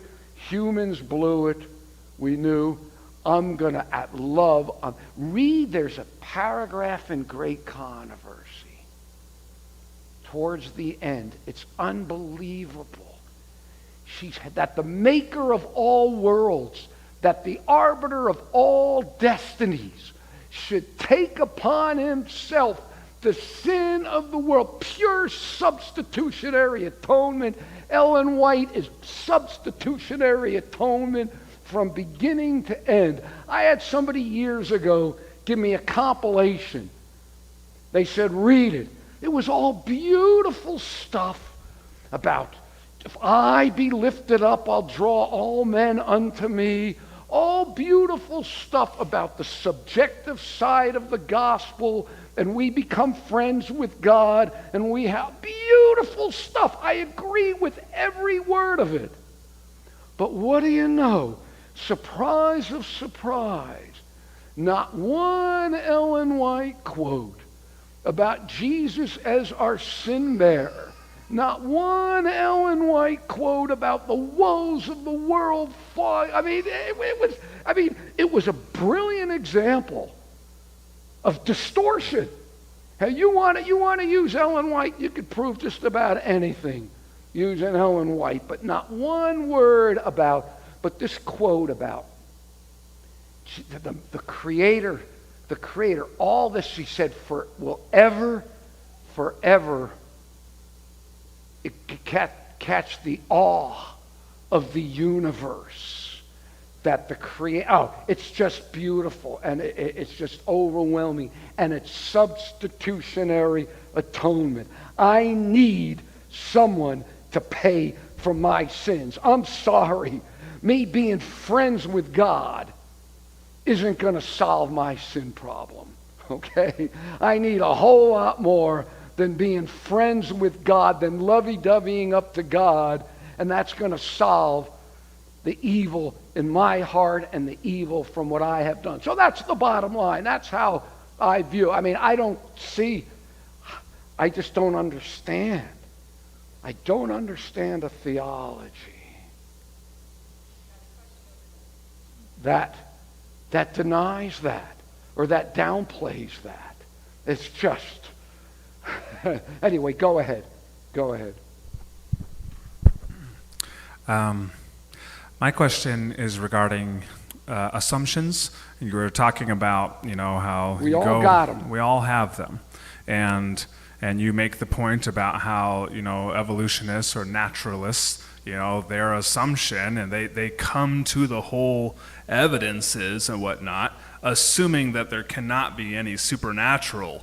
Well, they would argue, right? If there is, we can't use it. But they've taken it further than that. They've gone from methodological naturalism to ontological naturalism, which is like, instead of just using natural methods, the whole universe is nothing but natural. But go ahead. Sure. So I guess my question is, because I could hear perhaps even friends of mine or people, devil's advocate, saying that Christians have the same exact thing, right? We have assumptions. Where our assumption is that there is supernatural, and so you go deep enough on either side, and there's assumptions, right? At some point, like you mentioned, there's some sort of leap of faith. Faith. We all do it with everything. So my question is, in your experience, if you try to go down the rabbit hole of reasoning out these different assumptions or stacking up the evidences on either side, at some point there's a leap. Yeah, exactly. And what do you think is the most convincing or compelling catalyst to have someone make the leap? Is it Jesus? Is Well- it substitutionary? What Well- is that makes somebody You know, consider one stack of evidence greater than the yeah, other? that's a very good question, and You look- could say the Holy Spirit, right? Yeah. I mean, But- ultimately, it was funny because I grew up, I didn't believe in God. My family, they were atheists, but we weren't militant atheists. We were kind of a Laodicean strain of atheism. We didn't really talk about God very much. And the few times we ever did talk about God, it was more about whether he existed or he didn't. And the general conclusion was that he didn't.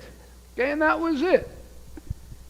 And I still remember, because I was thinking about this stuff, even though I remember I used to be in a bar with my friends, and we'd be drinking, and I'd say, "You think there's a God?" And they'd say, "Oh, you're not on that again. Get him a drink, will you?" And I remember one day thinking that maybe there was a God. And then I remember I pushed it out of my mind because I thought, and this is fascinating, because I said I had no concept of sin, I didn't know anything, but I remember thinking to myself, if there is somebody up there, I'm in trouble. Okay, and that's fascinating because I wasn't bad by the world's standards. And so the reason I bring that up is I think a lot of people pushing away from God is this moral sense, is this sense that if there really is something up there, you're going to have to answer for it. And so in some ways, I think if you can I think what I'm trying to say, in some ways, the leap is more of a heart thing than a head thing. Because I think deep down, it's funny, I read a lot of secular books. It's funny, I just read this book called Living with a Wild God by Barbara Ehrenreich. And she's an atheist, she's a socialist, a Marxist almost. And she grew up in a home that was militantly atheist. Her father used to read to them every other day Robert Ingersoll. And Ingersoll had been this, Ellen White wrote about him. He had been this Christian who became an atheist and became this great, well-known atheist polemicist in the 1900s. And the father used to read them to her as a kid. And then as she got older, she started asking questions about the meaning of her life. And see, it all comes down over and over again. I see it in all these. The question of death. What does death do? We're like oysters. We die. The differences between us and oysters is we all know we're going to die. And humans have a real hard time with that. So what does it mean?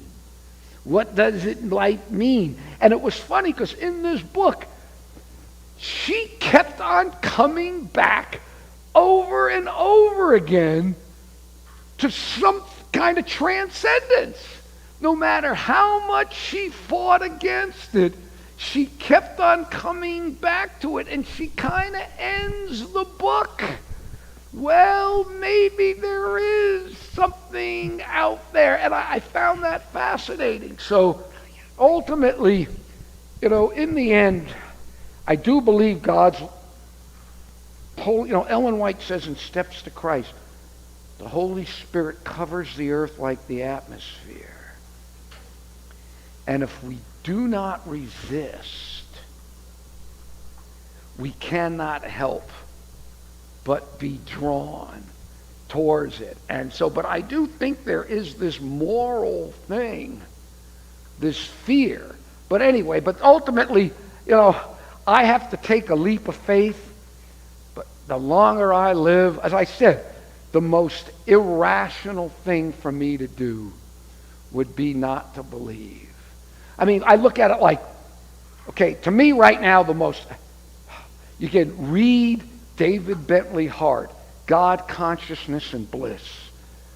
If you can slug your way through that, the most powerful argument I've come across why there has to be a creator God. Okay? So you got God. And when I burned my novel, I knew nothing. Did you hear my conversion story? The next day, I'm in this health food store with these people. And they take me through Daniel 2. And I'll never forget, I even get goosebumps now. When we got when we got to the feet and the toes, they shall mingle themselves and not cleave one to another. I used to live in Europe. I mean, I knew Europe. And we got to that part, and I remember I burst into tears. I burst into tears, and I said, it's all true. It's all true. Because here's logical. I challenge anybody in the world, anywhere, to explain Daniel 2 through non-supernatural stuff. Even if you want to get into that idiotic Maccabean hypothesis, which I don't want to get too close. I spit when I talk. I don't want to spit on you. I mean, the Maccabean hypothesis, Daniel was written in 150 BC. That's what they say, okay?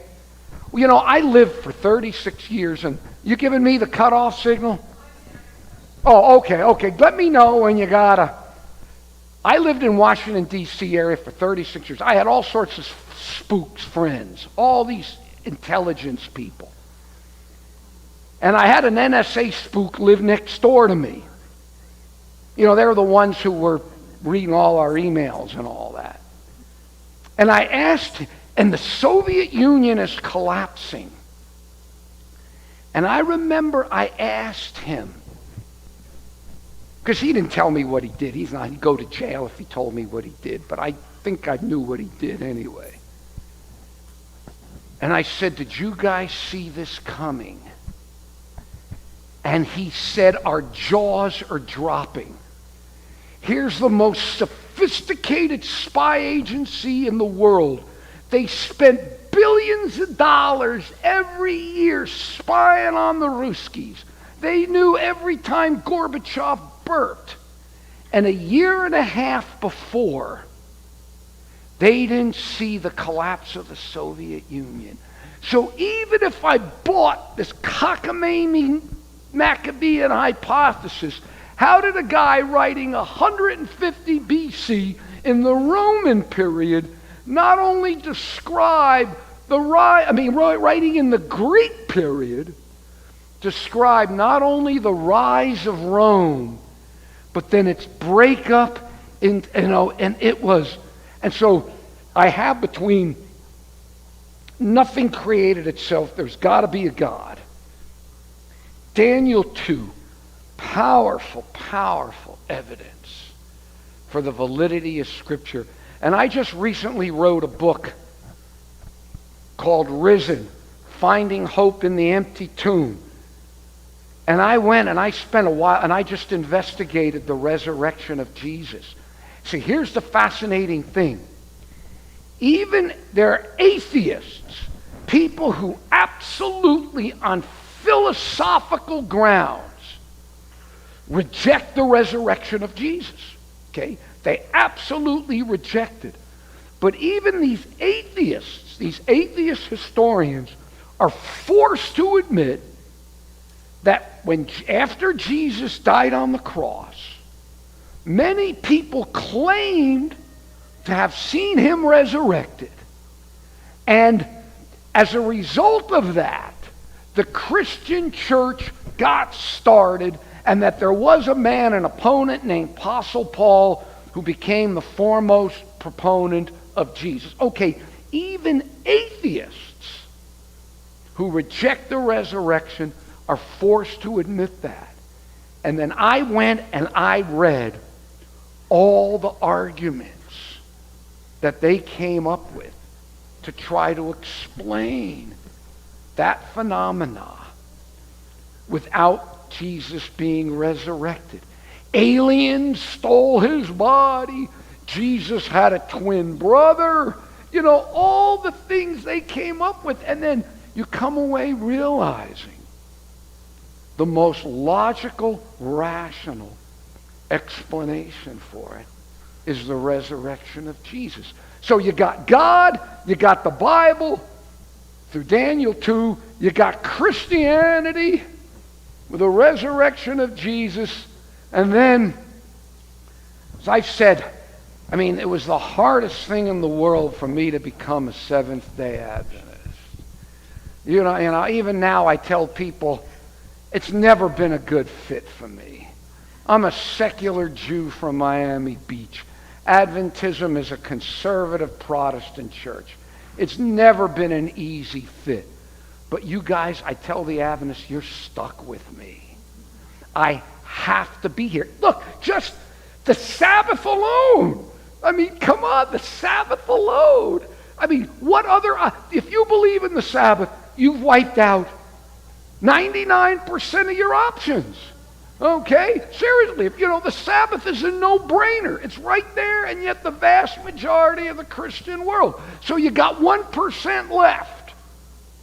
Okay? And what? Are you really going to believe that mean Uncle Louie is down in a hole in the ground somewhere being tortured by God for all eternity? And when nice Aunt Susie is up in heaven looking down, I mean, with the state of the dead, you've wiped out 99% of your 1%. So it's like, all this stuff, it's why, you know, that's why I'm here. That's why I gotta be a Seventh-day Adventist. But anyway, I don't know if that answered your question. We all ultimately have to make assumptions, but you read David Bentley Hart, and you come away with the materialist assumption is just. In fact, I have a quote from a British chemist named Peter Atkins. Oh, I wish I could get the quote easy enough. And he argues, I got to take my shoes off if I'm going to do this.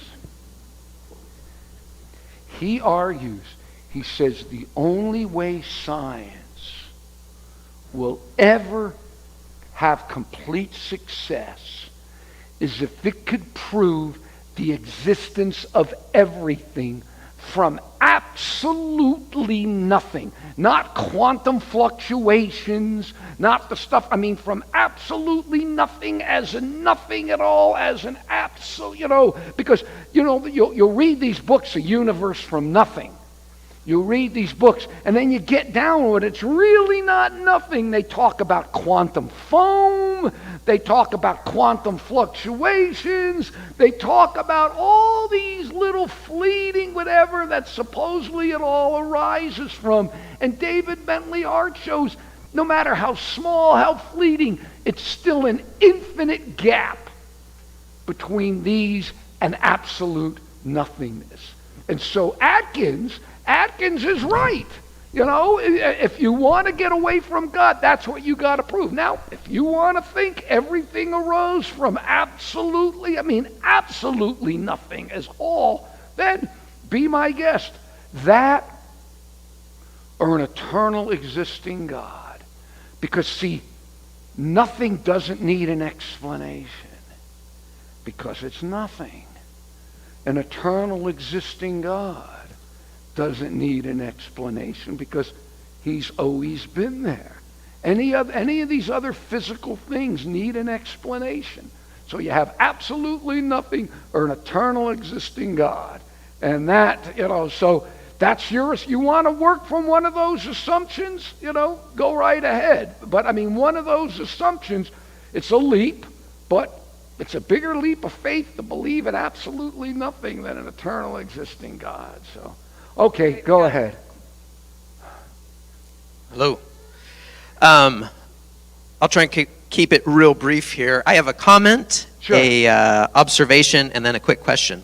My comment is, one thing I love about science is its ability to change itself. To what itself? Not change itself, but improve. Okay. Ideally. And I would say the same for religion. Okay. So science is kind of like a religion in that sense. Ideally, that's the principle. Go ahead. Kind of like false religion, false science, they all have problems. But, and this, I was thinking of assumptions before Jared so rudely asked the question about assumptions. But I feel like our assumptions about the creation story, I feel like there's something pretty similar to assumptions like science makes. So for instance, it was mentioned before how the creation story is this beautiful poem, and it goes through all that. Well, I would challenge you that it's a poem, because Hebrew poetry is written a certain way, and I don't believe the Genesis account was poetry, but go ahead. Well, I guess looking at it, was the intent of Genesis to spell out exactly how many days something happened? And I'm not sure it was, because I don't know that they were concerned. Science wasn't real big back when it was written, to my knowledge. I'm not saying, I believe it's millions of years. No, but that's something that I feel is maybe one of our, as Adventists, one of our maybe a weaker assumption. Okay. And people say, well, it says six days and the seventh. Well, there are contradictions. Did God order a census? Yes, he did. Did Satan order a census? Well, the Bible says he did. I know. There are parts of the Bible that really tick me off. Yeah. I really know. will, and someday I'm going to complain about that. But until then, I just accept it, yeah. I guess my observation is the Sabbath is such a beautiful gift. It's an unbelievable thing, and the more advanced we get, I think the more we realize what a gift this is. Good. The best sermons I've heard are not from Adventists on the Sabbath. I feel, or maybe people I know feel, that we kind of rely on the law, on things like this for the Sabbath, and that maybe the Sabbath is some kind of, maybe partially driven by self-validation. By what? Self-validation as a denomination. Well, it is a commandment of God. Okay, it is right there in the Ten Commandments. So it is a commandment. So I don't want to get too technical and too detailed. I guess for me, God's character is so beautiful, and whether it was a 6,000-year-old earth or a 600-million-year-old earth, it doesn't change my view of his character, and therefore I could care less how old our earth is. And my question is, am I a bad Adventist for not caring how old the earth is? About what? For not caring how old the earth is. Yeah, okay. Is that a problem? Say your question. I missed the very last part. Am I a bad Adventist for not caring how old the earth is? The age of the earth,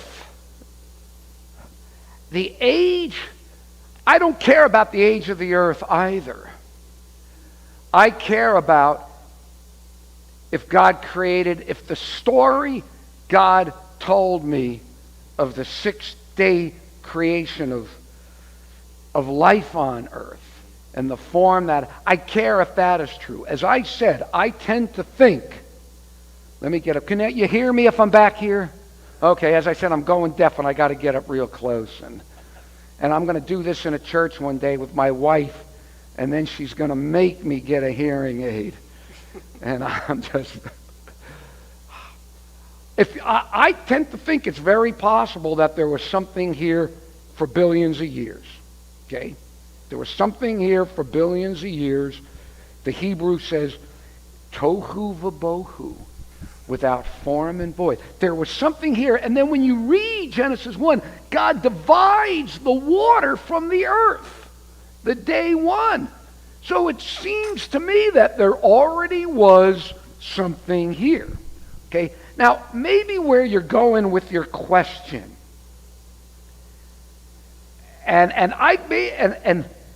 if I were, for a heuristic reason or for just theoretical, if I were, let's say, okay, I take literal 6-day creation. Okay, that's where I stand.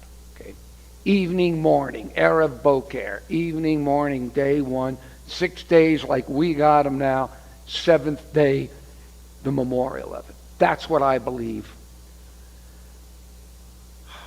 Even if I were to acknowledge that that wasn't to be taken literally, how then do you still fit in billions of years of evolution, a creation where everything was planned? That's what a text says. God said and it was so. God said and it was so. Very clearly. And it turns out, well, no, that really wasn't what it was. It was billions of years of dog-eat-dog chance and violence, and it just happened. You see what I'm saying? It's not even close. It also teaches, so even in the most broadest reading of, the most broad reading of Genesis, it's still God said and it was so. God said and it was so. It doesn't leave any room for chance. And then you got evolution where it's almost all chance.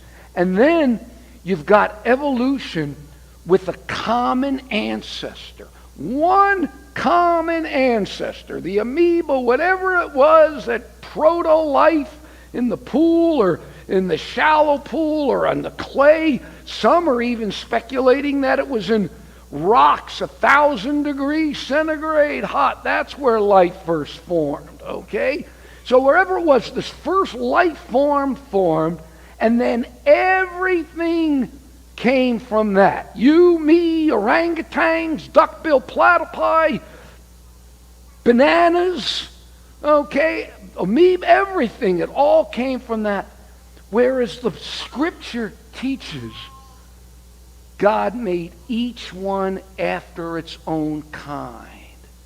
So even in the broadest reading of Genesis, it's completely opposite of the broadest reading of evolution. So even if I were to concede that we don't have, that it wasn't meant literally, how do you fit evolution in?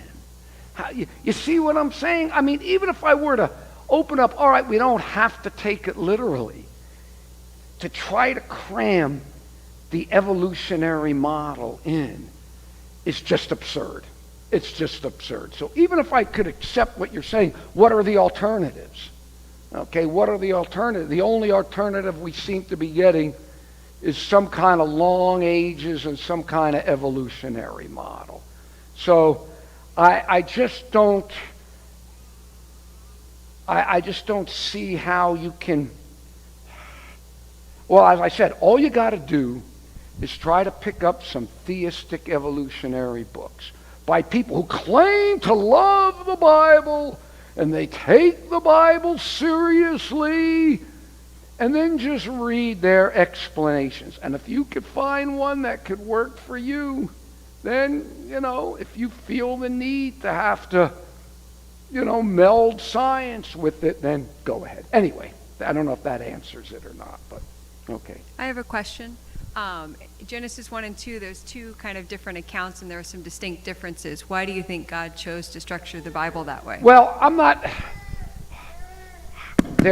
I think they're two different ways of telling the same story.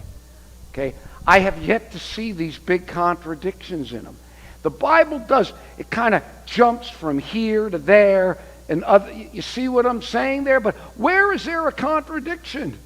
In there. It's like God creates, and then it's almost very postmodern. It's almost very modernist literature.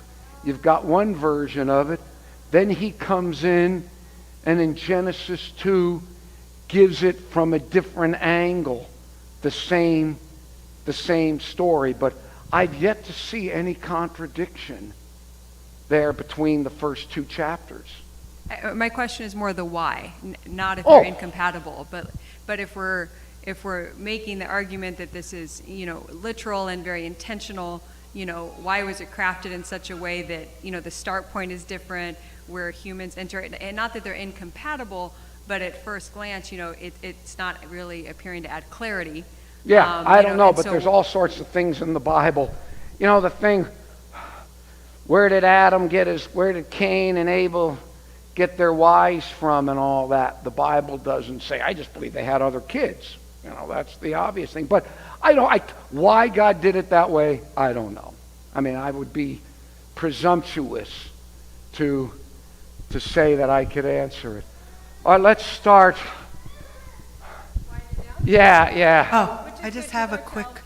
Yeah, all right, let's start winding down, because I'm winding down. And then if someone else has a Yeah, question, that's I don't fair wanna enough. cut them off, but her and maybe one other.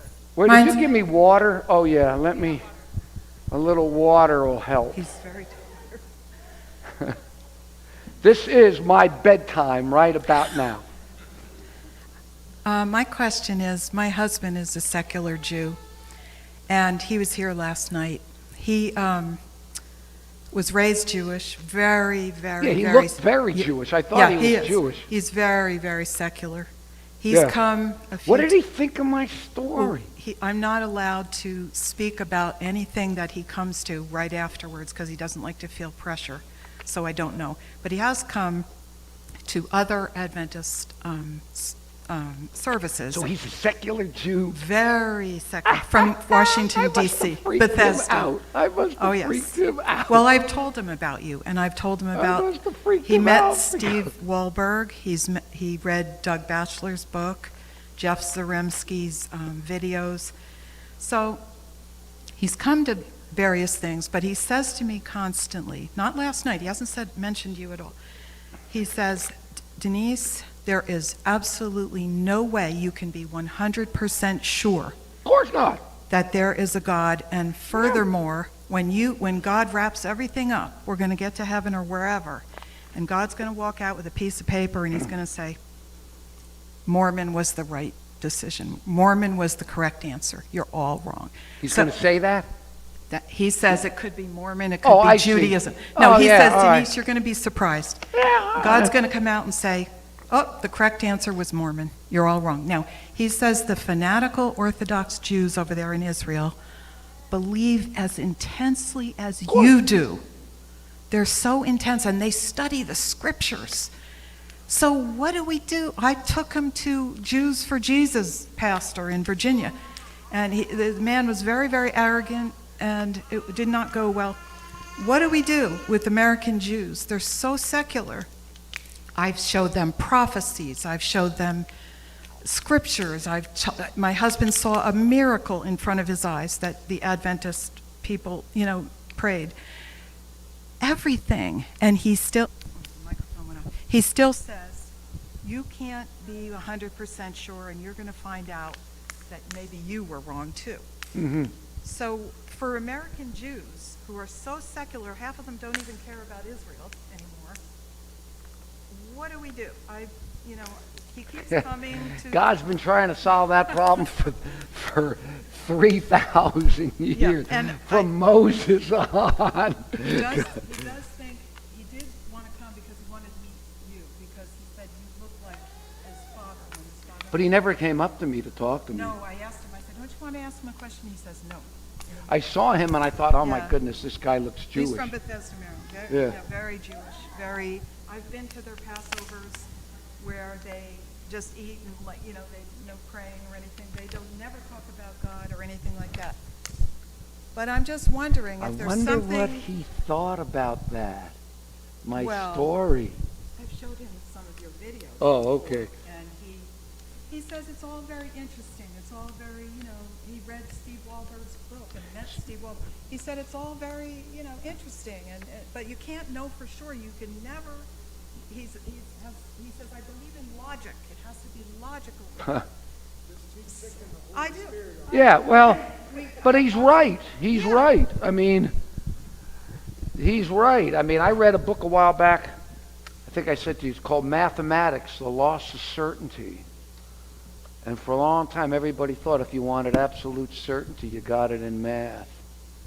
And this mathematician, Jewish guy, Morris Klein, he showed by the middle of the 20th century, even the foundations of mathematics have been kicked out.